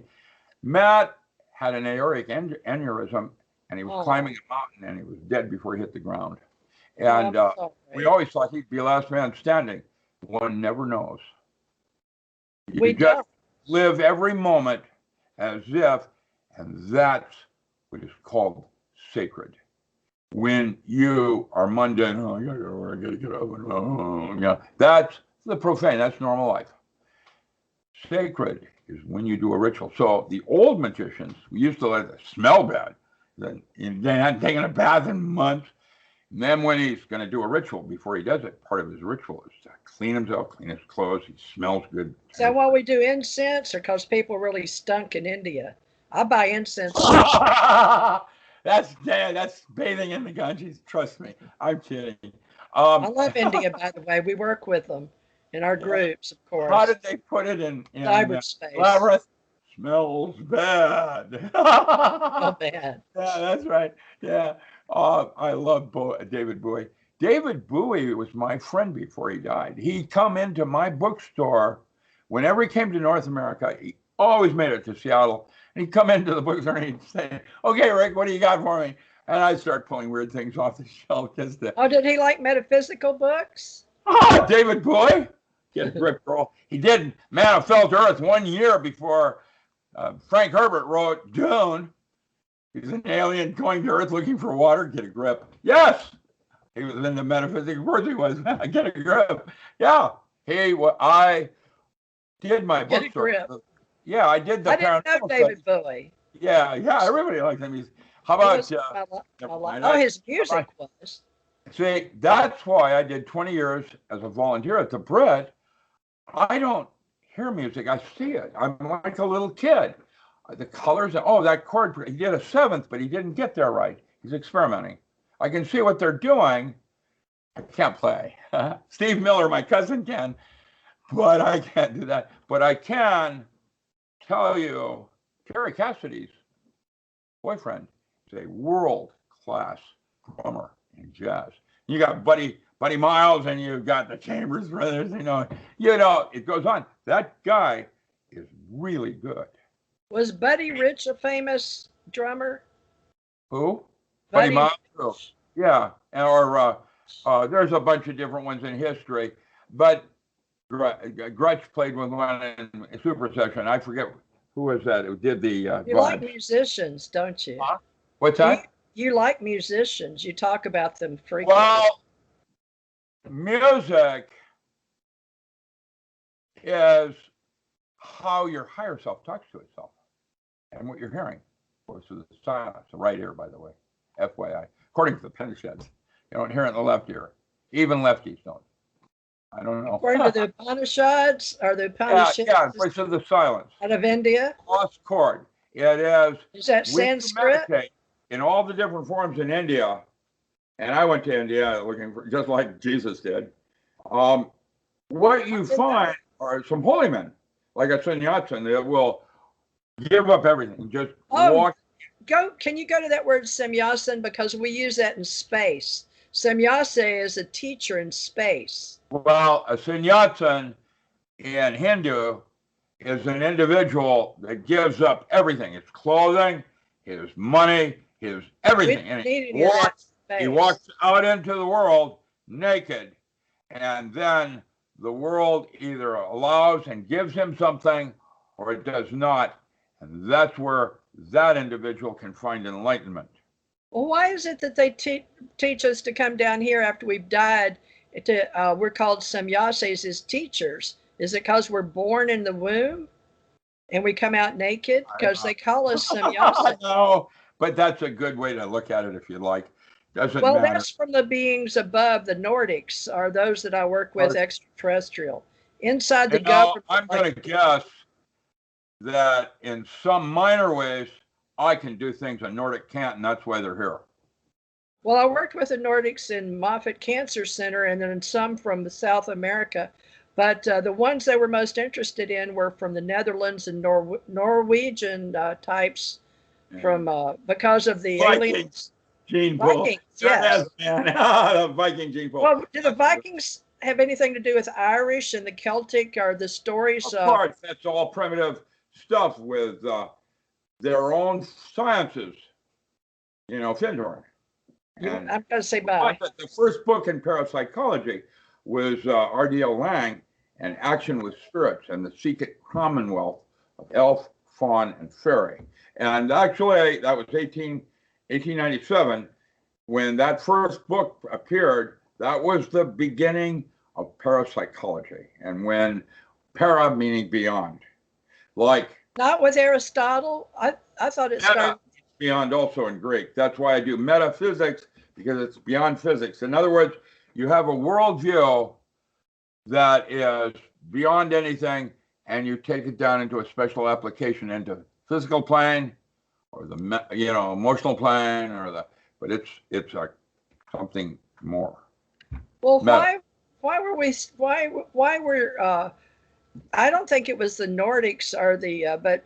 Can you tell me, Carrie has traced, and Janet works with the Anunnaki stories of the old, very old in the Nephilim, actually, when I taught at Shiprock, the Navajo have serious legends of giants that were cannibals. So when you say Anunnaki, you say Nephilim, and you say Nephilim, giants? Giants. Yeah, they were here, they're in the Bible, but in 1820, a giant skull was discovered in Pennsylvania, and I have pictures. And what happened is they went to the Smithsonian, and then it disappeared. And the BBC came to me to interview me on what I thought might have happened. And that's a simple one. That's an easy one, because it was when the guy that formed, what is it called, the Mormon tradition, Joseph Smith. Yeah, he stole Angel Moroni, a flock of members from a Methodist church in Pennsylvania. And what happened is that Methodist minister went after his flock for 20 years, all the way to Utah, trying to get him. Feather, Joseph Smith. His two sons ran the Smithsonian, and because that religion was formed on a close encounter, I'm going to guess they were trying to vet their father by dumping that head. So the Methodists control the Smithsonian? No, the two brothers did. They were the sons, not Methodists, no. They were sons of a Methodist minister that lost his flock to Joseph Smith. And that's Joseph Smith was very much into the Masons. Masonic here in America is nothing. It really isn't that big a deal. They might think so with Skull and Bones. I taught at Harvard. They made a run at me. I've been offered at the Bohemian Club. Everybody. My husband stop. asked to go there with Ronald Reagan. Stupid ritual. They don't have goat turds from pork and beans. And what I am. What about the different groups? That was offered caliphate for the O2O, and I turned it down. Okay, well, what? they have different groups of musicians and poets and come together to make decisions.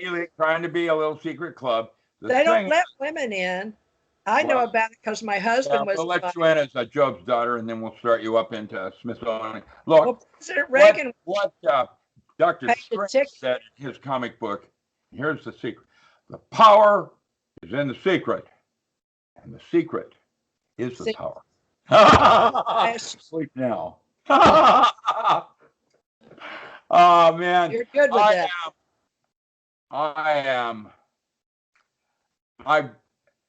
I've had EAT because I knew EAT. Well, can you? I believe that. So. No, I'm just kidding. I am watching you with Gary Cassidy. It's very important. In all my length, girth, and width, I'm just no different than you, and no more important. And you have to get off your couch, stop eating those chips, lose some weight, and start doing why you chose to be here before I can leave. Please. That's for everybody. I'm stuck here. You keep telling me the Bodhisattva rule. I know the Bodhisattva and the Buddha, right? The Buddha. Yeah. I was raised I actually grew up in the Philippines on Shaolin, a northern Shaolin form. The only other person I've found here that boxes like me, same form, is Stormin Norman Jackson. Stormin Norman Cantwell. He's out of Chicago. Stormin Norman, wasn't that the guy? My husband worked for Stormin Norman. Yeah, well, I studied. That was in Desert and Storm. John Leong had only 4 students. He had Bruce Lee, Skip Ellsworth, Fred Williams. Fred Williams, man, big Black Panther, later did a Shinryu karate, big afro and all of that, and me. There were 4 of us, and that was out of Chinatown in Seattle. Excuse me, China. And there's a lot of history. We're going to have to put you down weekly or something. You've got a lot of history. I know. Well, I've got people in writing my autobiography. That ought to be a joke. Oh, okay. There's on my website. I've started selling all my appurtenances that I use. My robes. The robe I sold went to a kid.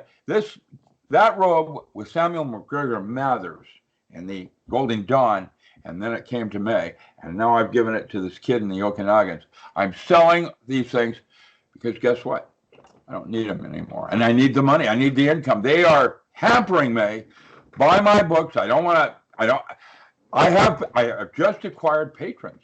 I have 40 manuscripts that are now. You're doing Patreon now? Patreon.com? No, I'm talking about I have a patron, guy that's loaning me money. You do Patreon.com so we can all contribute to that. I use GoFundMe or PayPal. Don't worry about it. Okay. PayPal. Yeah, GoFundMe, whatever. Patreon is the new one. I don't like to have money given to me. What I like to do is an exchange. And sometimes, like with you, I don't have money, but I can certainly introduce you to whomever you want. That's how I pay my webmaster. I'll do an intro for you and Carrie, because I'm certain that Carrie will be as interested to meet you and may do an interview with you. You know, your background is interesting, and she likes that kind of stuff.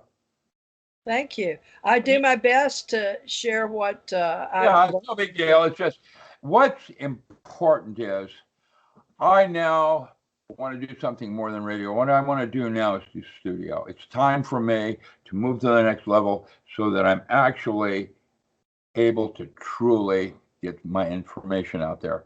Your audience is limited coast to coast.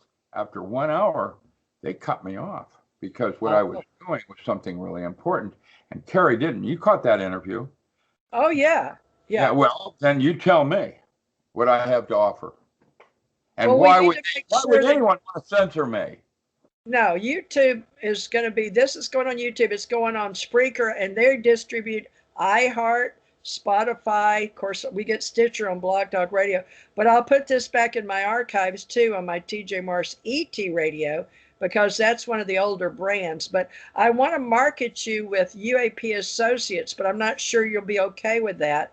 The problem I'm having is I can do anything. My skill set is that there isn't anything I can't do. I've noticed. I've always never been best. I've always been second best in everything. Now, with that said, I can't do everything. I can do anything. I can't do everything. I have a shopping list of people I need. I need a literary agent. You know who my literary agent was when I first started? When I wrote the X-Files? It was Bernard Shercliffe. He was Time Warner editor. He did Mad Magazine. When he retired, he moved to Grants Pass, Oregon, and we met. And when he met me, he came out of retirement, taught me how to write a screenplay. I wrote it. They took it. Then they wanted me to move to Hollywood. And she would do proposals. Well, I didn't want to do that, so they brought Carter in and used me as advisor up in BC. That works. I don't want to live in Hollywood. This adrenochrome. You know what that's about? It's old actors want to stay young, and they rub these enzymes on from little children because they have stem cells. However, if you envision in your mind's eye that chill, you know the chill you're talking about, the goosebumps? That is how your body telling you you're generating stem cells. That means you can make yourself younger with your mind's eye. And that's the secret. So maybe that's how you can help everybody while we're staying at home under COVID-19 is set up let's all pay you a little bit of money into one class. Well, I'm going to learn how to do Zoom tomorrow. Someone's going to show me how to do Zoom. and I'm going to take my aquaculture course for children and Magic 101 for adults. And I'm going to use Zoom where I can be on live, where the things are all dialoguing. And while I'm lecturing, someone has a particular tangent question, no problem, set it up. And that is where spontaneity becomes serendipity and synergy. And I was the first artificial computer with Project Paraphile when I presented it down in Claremont. And I did that with embryonic holography, and they weren't even interested in the computer I did. They wanted embryonic holography, and for the next 10 years, they came to my bookstore, placed me under arrest while 2 military went through my files. Then I called my lawyer and the police. Do you have so you have a record, a rap sheet at your age? No, I'm not a rap sheet. I wasn't placed. I was temporary arrest. Oh. Well, they went through my files, taking them illegally, and then I can call the police. Is that like William Finney? I almost went the other way, like I do with bullies. Or I take a baseball bat when they're not looking, because I can be very dangerous when I'm threatened. That's what IQ is. That's humans in general, right? Well, they can't do that, but they did it. That was the military. It was the Army. Oh, and by the way, those assholes that look at goats, that was 10 years after Navy did it. Oh, yeah. Yeah, oh, yeah. And well, what about Fort Meade? When we did studies with Elder Hoffman, it was 10 years later that people were leaping out of buildings with CIA. Oh, now, you're talking way back. What's that? Yeah. You're talking. I'm quite familiar. And CIA are you talking back to Hill and got Cotter? their notes and everything, including domestic, which is illegal. Yes. Well, MJ Majestic 12 is still running with the CIA, right? No, that's not CIA that does that. MJ12 is its own thing, just like Homeland Security. Well, I mean, but CIA. Oh, yeah. Do they still honorary give the director of the CIA the #1 code or not? From Hill and Cotter? You mean after Herbert Hoover ran it? He had everybody on his list. You know what that's L. Ron Hubbard writing about battlefield Earth and leveraging. Oh, okay. L. Ron Hubbard. Blackmail. And I'm ready to do that. That was true. That was true during the time that after World War II and Hitler, right? Now we're talking way back history. No. That's not way back history. Well, L. Ron Hubbard is best known for well, guess what? His body that he was I guess. I'm the physicist that didn't blow himself up. And so Jack started JPL. Watch what I'm going to do. Oh, everybody. Now tell us about Jack with JPL, because he Jack comes Carson, up a lot in UFO. A physicist like me that understood what magic's potential concepts were as a field of study for advanced physics. And L. Ron Hubbard was a Klingon, grade 3. All I am at liberty to say is I'm above grade 7, which is. How did they get all those people to sign those billion-year contracts, which is time, and they believe it? The people believe it. I have a one-way ticket to Mars by NASA. Well, they get them to agree to time and space, and they program them to believe that they can take the programs out of them when they're programming them to take away their wounds, right? Well, there's your opposite sides of the universe that you wanted to talk about, into the out of. The one is the same because neither are real. The only thing that's real is imagination.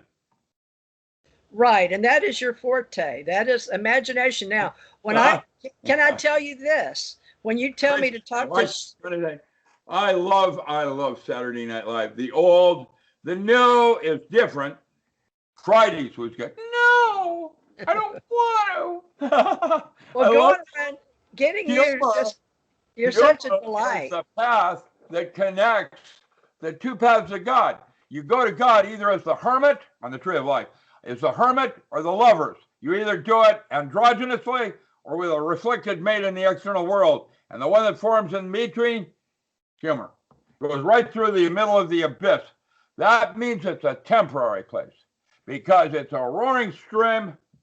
And I, without hesitation, leap out into the middle of the water and I touch on a stone that you can't see under the water, leap to the other side, That's what Daath is. D-A-A-T-H. And that's a path, middle pillar, that I'm writing about. High priestess going to God, which is the third way to God. Can I evoke some magic right now? Magic K or magic with you're a gonna C. love this one. Sleight of hand or sleight of mind. I want to invoke to the universe in this film that we've created between the two. You already have. You do not understand. Once you've created that thought form, it's like a drop that hit water. Those ripples go out forever. I want to evoke a new AI being that looks like you, and we can sell Dr. Ram dolls like we do Barbie. Ken, Star Trek. Dr. Ram dolls. I don't know. I'm two minds with this. Oh, Market. No. But AI. No, we had one of Philip K. Dick, right? Yeah. Data. That's a good concept, you know. And the Borg. Resistance is futile. Can we talk about Philip K. Dick? Do you like? Since we talked about L. Ron Hubbard, I've got books on my website by Isaac Asimov. I go way back before Dick started writing. Let me tell you, man, I'm an early reader. I couldn't read in third grade. Ricky is too disruptive. He asked so many questions. Fourth grade, Mrs. Reed. Yeah, Reed. What about Heinlein? Huh? Do you like Heinlein? Heinlein, Stranger in a Strange Land. I was part of Green Egg. I wrote for Green Egg and the Church of All Worlds in 1969 with Tim and Morning Glory Zell. Yes, that's based on, that's Stranger in a Strange Land. Janet likes him. Paganism is all about. That's, I think, who turned Janet on, that and Zachariah Sitchin. But there was another book. It's in my collection. Heinlein was a classic writer. There's some really good ones. There's Semak City. That's a good book. It's about dogs taking over the earth after man evolves and goes somewhere else.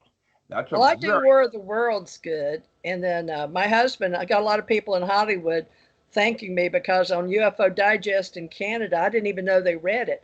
But I did a movie review on War of the Worlds sitting with my husband when we both had extraterrestrial books out there based on what we created in our dimension, which was really created by the government because Ronald Reagan wanted to know the same thing that Harry S. Truman wanted to know, and I guess Eisenhower. Do you you go back like I do? Who was the president?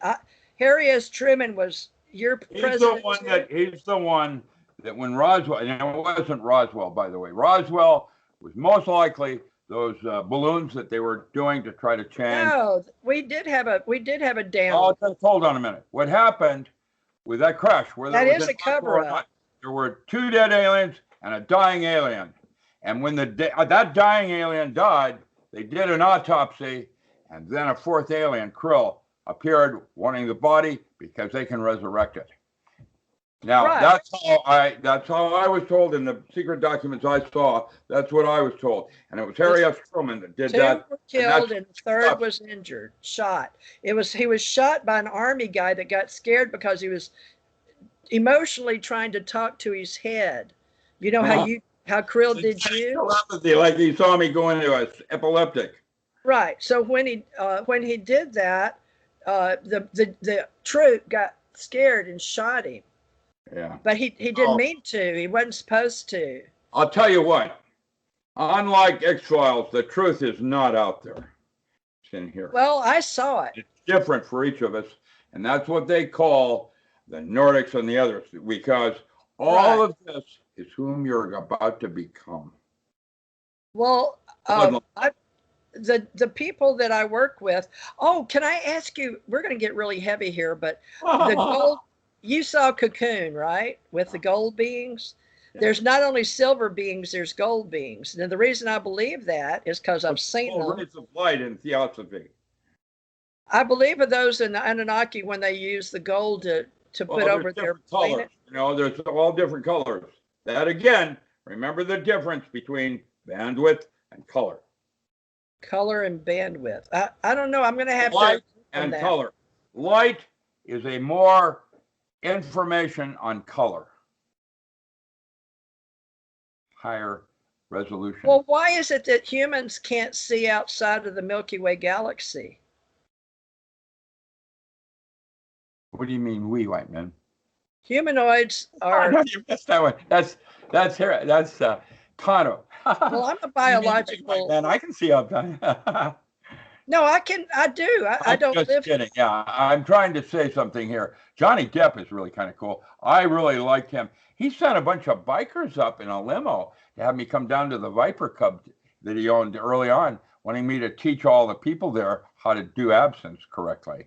I showed them how to remove the ear. That was optional. And just kidding. I have written Absence. Is that green stuff that they used to use? The green fairy, please. What happens when you do they still use absence? When you lose this mixture, there's a very rare narcotic that falls out that's green, and the color of that is whether it's in there or not. And that's where the green fairy comes in. And the key to it, here's the secret for all you guys want to get high, is the difference between the dropping of the heat and then hitting it with ice water. And the further you can make that temperature bandwidth, it's more green fairy. That's how you do it. Well, when I was at NASA when I was a little girl, 1967, 68, and they brought me in because I was psychic, but I died. I just retired from military. You just retired? Yeah, well, that's when I started all my paranormal studies. That's what I thought, but they told me I'd never get out. They told me I would never, ever get into 214. Well, there are clubs, like I'm Navy intelligence. That's different than Navy. I'm not a vet. I'm a GS, government service. But I thought. Yeah.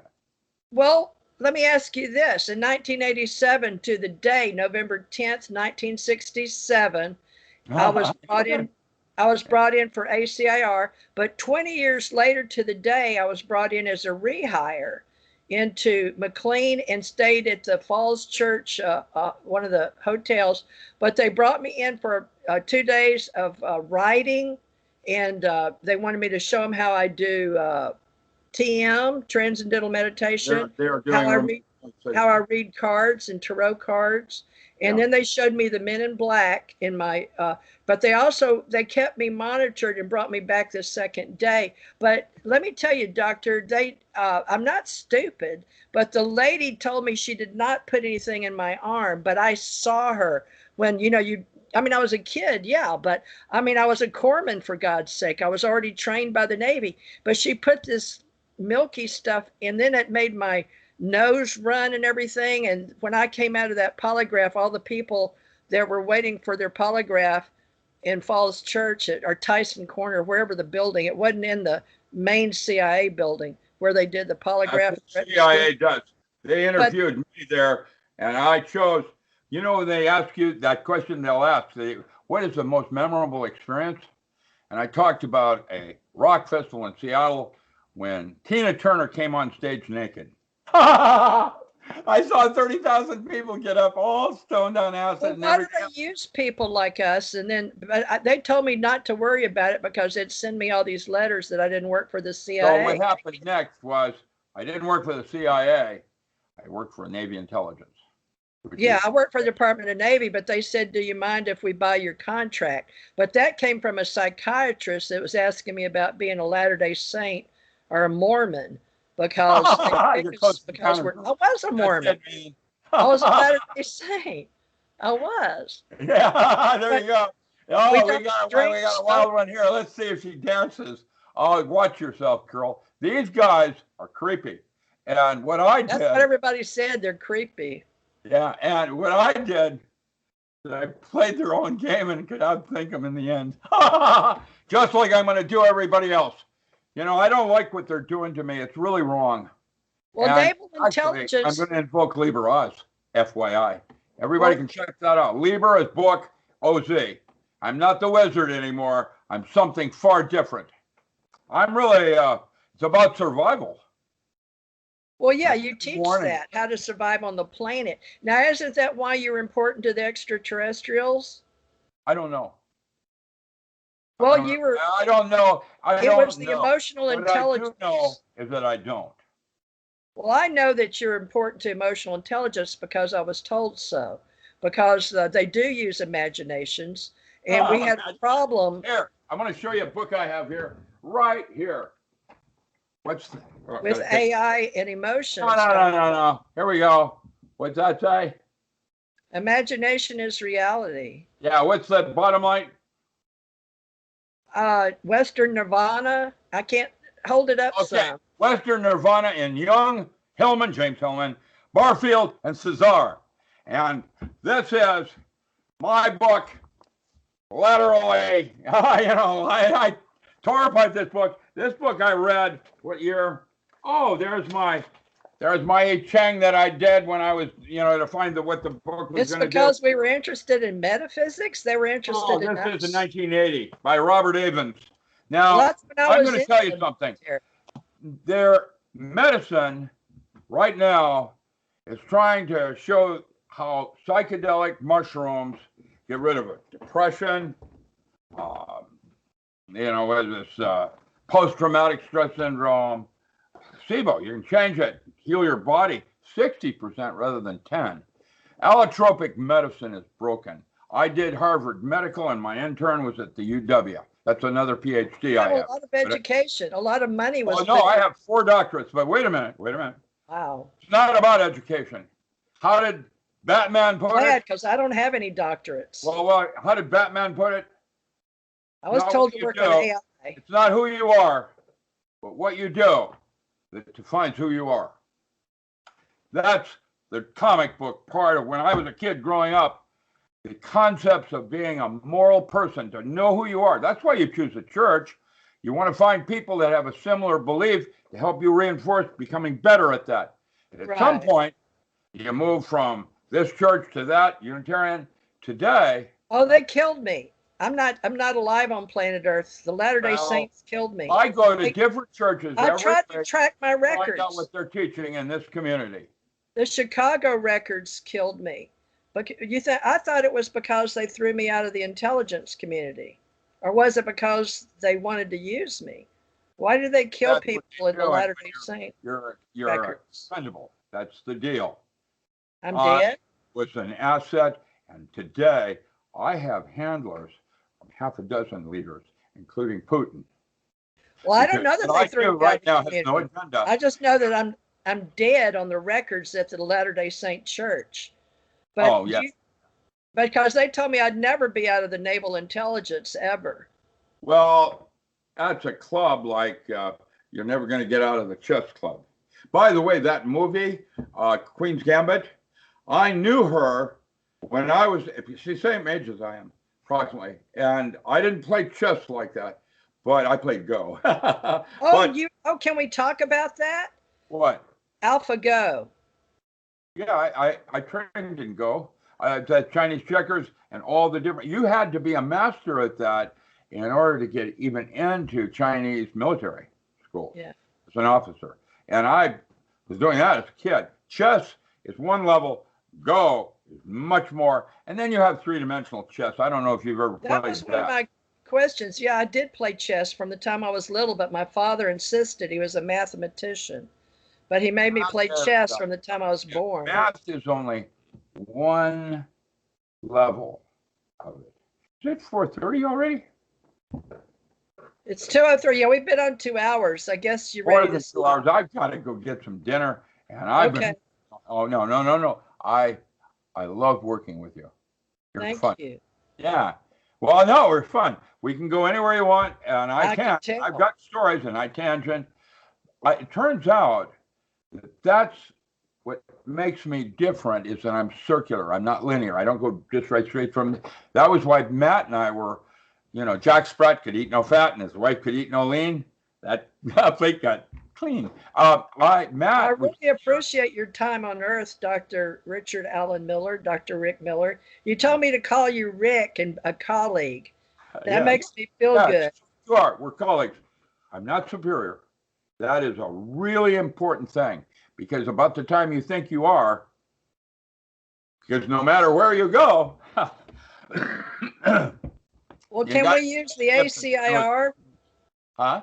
I was told at NASA that when the ACIR was reforming, there could only be one, and my husband was it, and then I was it when he died for the Allied Command that works with the extraterrestrials and the intelligence community. I see what they're So going to use you for. is I that already know. because of the Majestic 12? They codenamed me Magic, MAJIC. Huh. So if my code, Whitley Strieber's books are fiction, of course, but he's a very good writer. Whitley Strieber, Yeah. well, he said he met some people in New York, but I thought he made one that was not fiction. Yeah, he did a couple of them actually. Well, you always change when I tell you something about me. So should I not tell you anything about me? Oh, don't be insecure. Don't do that. I'm not. I'm just asking if it. Yeah, please. Yes. What do you mean I changed? Well, you'll see on the tape. Cross what? You took a step back and you changed your personality. No, I'm listening. Oh. Oh. When I'm listening. Relaxed. I'm not animated anymore. Oh. Okay. Apologize. Code blow. No, I am you're talking to a cyborg. I am a cyborg. I have titanium and screws. How did they put it? Oh no! That was when Ricky played as a pharmacist taking his own pills. Well, I've been called a cyborg, but I took it differently when some people came on the radio show. But they came on with Jan, not Jan Aldrich, Jan, what was his name? Harzan. Gosh, he's already left the building like Elvis. Jan Harzan was the director of the MUFON, Mutual UFO Network, but he is no longer. So Captain McDonald is back in charge. I sometimes get you confused in my mind, Dr. Miller. For some reason, with Captain Miller's a really common name. There are 3 Richard Allen Millers just in this neighborhood here, and one of them, not me, is a 3rd generation satanic group out of Medford. And wow, let's try not to get you involved with it. Have you talked to Carrie Cassidy about her fascination with a girl that changed her name? It's called Ashiana Dean now, but she lived with Tommy. You know, the man that they lost that film that you and I did with Tommy Hawk's Blood? He can't find it. When I talk to Carrie, I'll call her tonight if you'd like, and I'll try to see what I can do. Stay tuned and Film at 11 on that. Well, tell her she promotes those books, but they're from the same location. That part of my mind, I was trying to get you to go with me to M31 in Andromeda so I could talk to you. Do that. There. But we're not going to do that publicly, and that's sacred time when I pull out my TARDIS. Okay. I have a machine. Do you know what it is? It's a new book I'm coming out called The Diamond Body. The 3 books I wrote are being published right now on video feedback systems and how you can simulate any drug experience to go into these altered states without having to take drugs. And the Diamond Body, the Diamond Body. I have to. What's that? I said, I don't have to. I died 2 or 3 times. Well, I'd like to talk to you about dying and leaving your body and your heart stops and all that several times, 3 times in this reality. Well, but it does give you another side to the Alexander and I spent 2 weeks in the jungles in 2014, and that butterfly on that leaf was not his sister, the dead sister he never met. It was most likely, and I said this to him, I had epiphany. He's a neurologist that wrote, what was it called?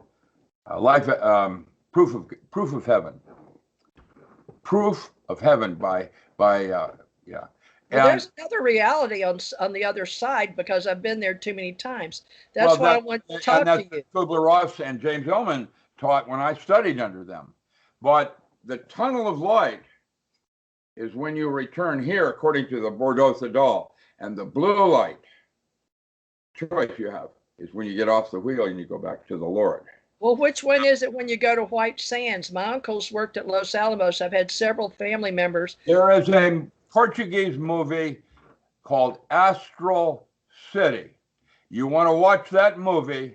It has a conversion into English. It's called Astral City. It's about a doctor that watches himself die on an operating table and what happens next.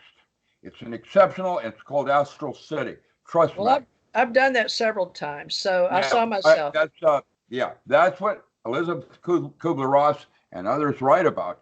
Jan and I got started with Elizabeth Kubler-Ross when we were kids, but we're different because we have a reality that's not of this earth, and we're okay with that. So we believe alien civilizations exist, of course. So we believe we're all extraterrestrial and we're all that's arbitrary. See, it turns out all of it's real. Now, what does that mean? Anything you could possibly imagine God could do, 7 days Earth, you can do now. If you used your full potential, you're not. And that's less than halfway to the Lord.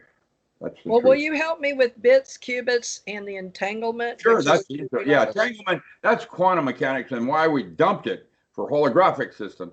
And now, 45 years later, I've got another model about imagination having to do with proton clouds. And that's that kid that just did me second generation Russian writing on it down in San Diego. Proton clouds, yeah. When we bring in the AI, but Dr. Rick, one of my messages was about AI and artificial intelligence, and you call it from maybe the future, when you had that thing that you did. So me in the future has a connection like you do. That machine. Everybody does it differently. All roads. All right. Roads. Well, I've seen yours in the future when you're building those domes with those. The Mars project. The Domes of Mars is a screenplay that now Fox picked up, and so I'm going to Netflix. Netflix picked it up. Yeah. You mean before? Are they going to pay you for it? Huh? Are they going to pay you for it? Stay tuned. Yeah, I hope so. But I haven't gotten. Where's the beef? Okay, you got to go eat. Okay, well, love and light then. So you think maybe in the next year? By the way, it's not love and light. To be precise, it's Gimel. G, the camel. Light, life, love, liberty, and law. FYI. Yeah, I wrote that down the last time. That's the one. That's the one we lost in 2020. There it is. So we lost all that. Give up your civil rights for safety, you lose both. That's Benjamin Franklin. I love being American. I can't imagine being born anywhere else, although I have been. The biggest bully in world history. It's also, no matter what else is said bad about it, it's the best government in world history. And you don't throw away my Datsun 280Z, you fix it. Okay. Well, I know that we covered a lot and we did go circular, and I hope that it's okay to put this on YouTube, and you're going to have a copy. Jan will have a copy, and then I will distribute this, but this is open source intelligence, which I was hoping to talk to you about, but we'll get into a lot next time. We got lots more shows to do, huh? Maybe a weekly question and answer, and I'll bring in some weird alien friends of mine that might make it more interesting as the spice of life. Wow. Would you like to do that? Wow. Florida, I don't know, man. The place I'd go for you is down in Keys, Key Largo, and go to Dolphins Plus. That rehab center is so far beyond what Hawaii is doing. There's no measurement. Dolphins Plus, they have an open pit where the dolphin can come and go when it's been hit by a shark, and now they can rehab there safely. Wow. I met some aliens there. That's what a dolphin is. When you go in the tank with them, you get to go in the tank. That's how they support you. Pay. You go through a class in the morning, and then you go into the tank all day, working with trainers. When I was in the tank with dolphin, I felt like I was in the presence of higher intelligence. No question. I'm sure. Open source intelligence, and then. Well, I look forward to what you teach us, and there's so much you know that we don't, and I don't know how you keep it all in your head. It's amazing. It's in this hat. What is that on the top of your? Is that a dragon or an alligator? Neither. It is both. It is the club I boxed when I was a SEAL. It's called Hangao, to be distinguished from Hungar. Dragon form is everything's in circles. And it's like you have a big tail and you whip yourself. And when you whip yourself, there's no defense against that. It's 4,000 years old.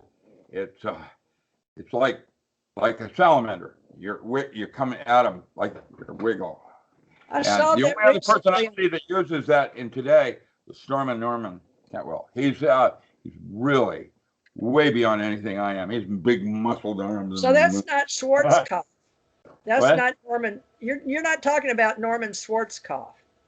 No, no, it's Norman Cantwell, the boxer that was a hitman for the mob, had died, came back to life, and is now a very spiritual person with no memory of what. Well, I don't know if he remembers what he did, but this man's gentle, and yet okay. Hung Gao has no offensive moves. If you hit me in my right shoulder, this arm goes right through your ribs. Boom.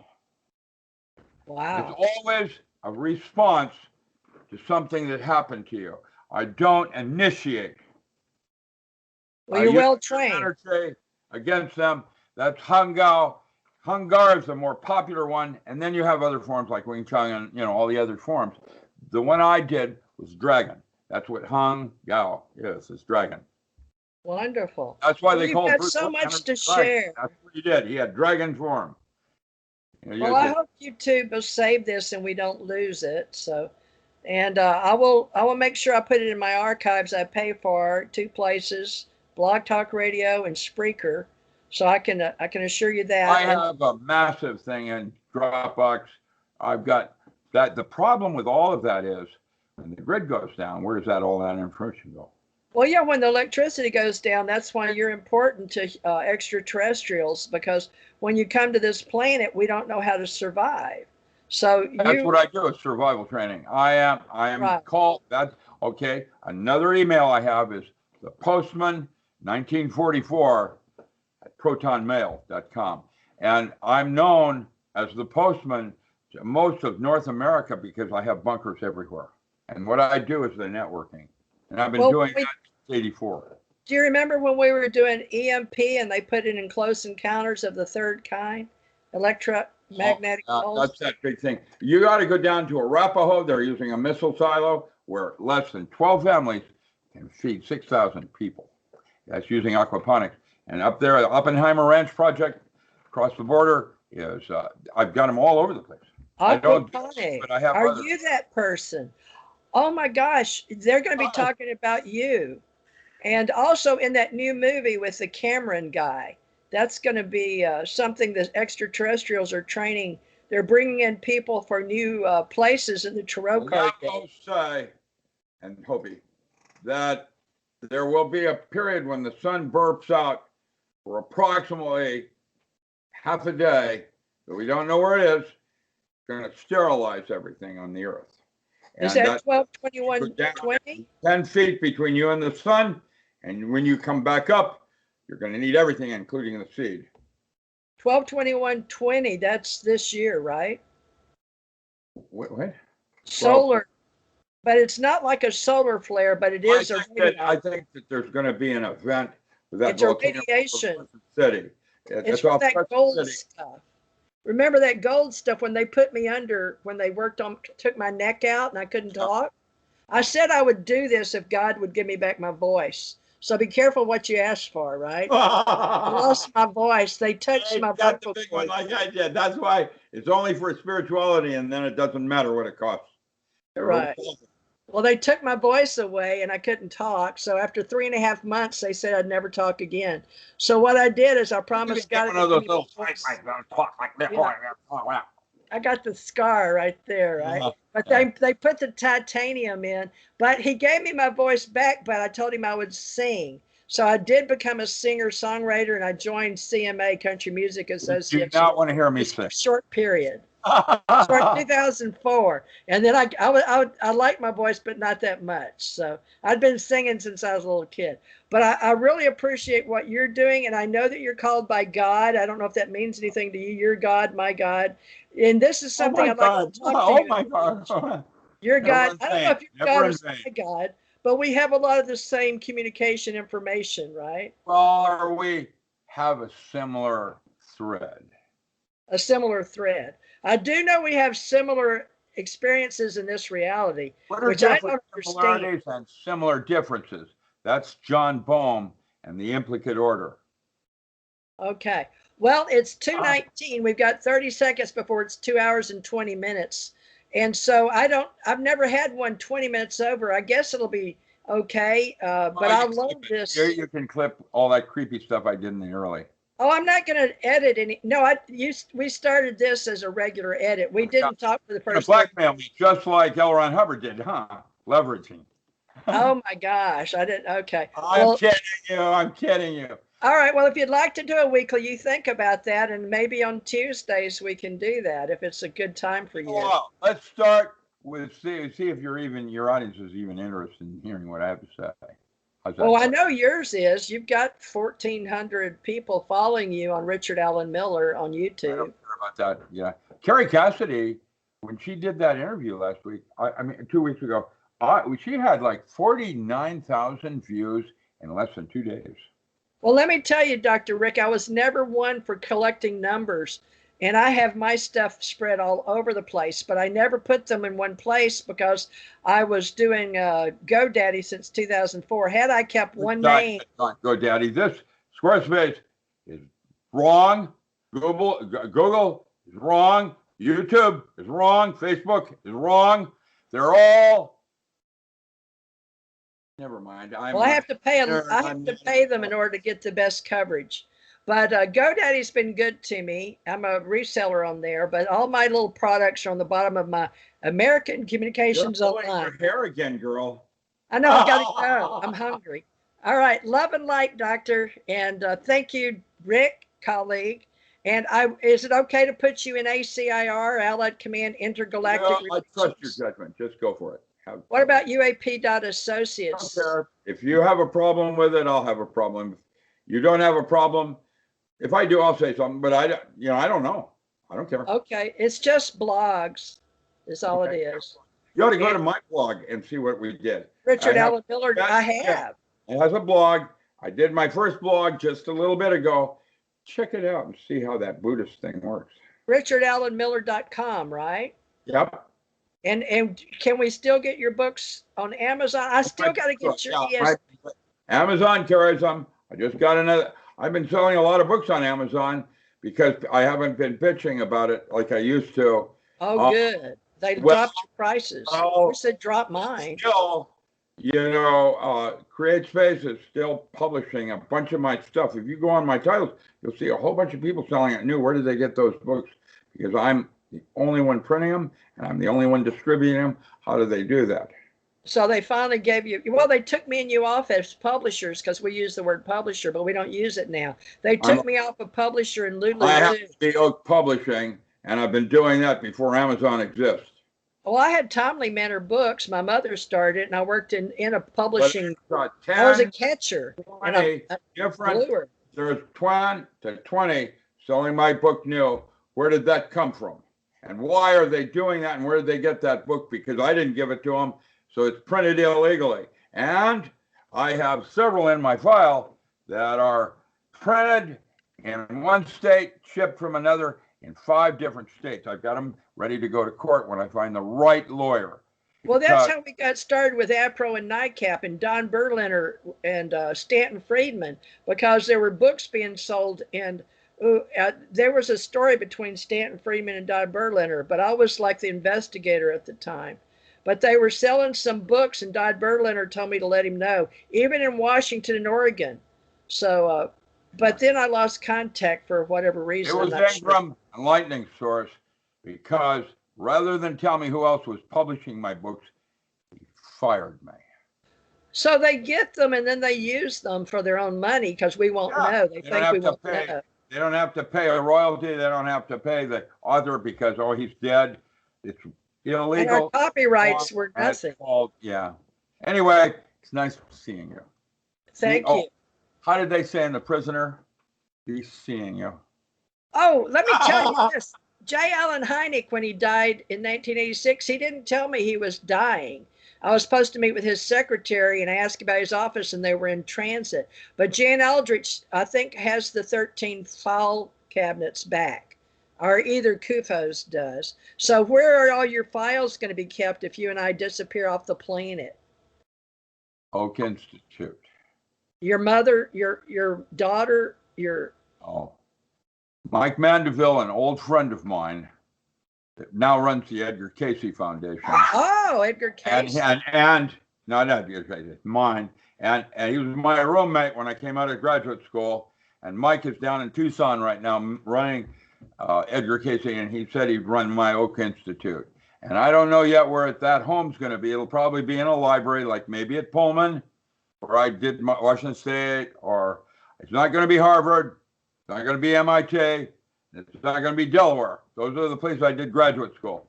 It might be UW, Seattle Public. I don't know yet. But Oak Institute has started a new Harry Potter-like school for children. And the way I'm going to do it, when the great-grandchildren are starting to take Harry Potter from anything, I'm doing mine a lot differently. It's not going to be like Cloud Atlas. Basically, I have this repository, and I'm going to ask the child what it wants to know, because that child's smarter than me and does not know it can't do something, and that's where innovation occurs. And there's a need for educational reform, just like social distancing should have happened 10 years ago. This virus has some possible spin on it that may lead, everything happens for a reason, and everything leads to something better. Well, I hope they'll leave music, and I wish they'd bring back working out at the gym, or being for children in junior high and high school. Well, are you seeing this writing? Where the child is best set, it's the sandbox, and so I started aquaculture. They're going to send our children home early and not send them back to school. By the way, that's where the child gets its immune system sharpened. In sand and dirt? Well, yeah, Ben has breeding grounds of grade school. That's where Mom, she exposed me purposefully these things. Well, we could go on. They're trying to control us and give up our civil rights for safety. And what's happening is we're losing both. Security and cybersecurity. Well, I hope to talk to you in the future about AI and Russia. Don't be that way. I'm here. I'm not around.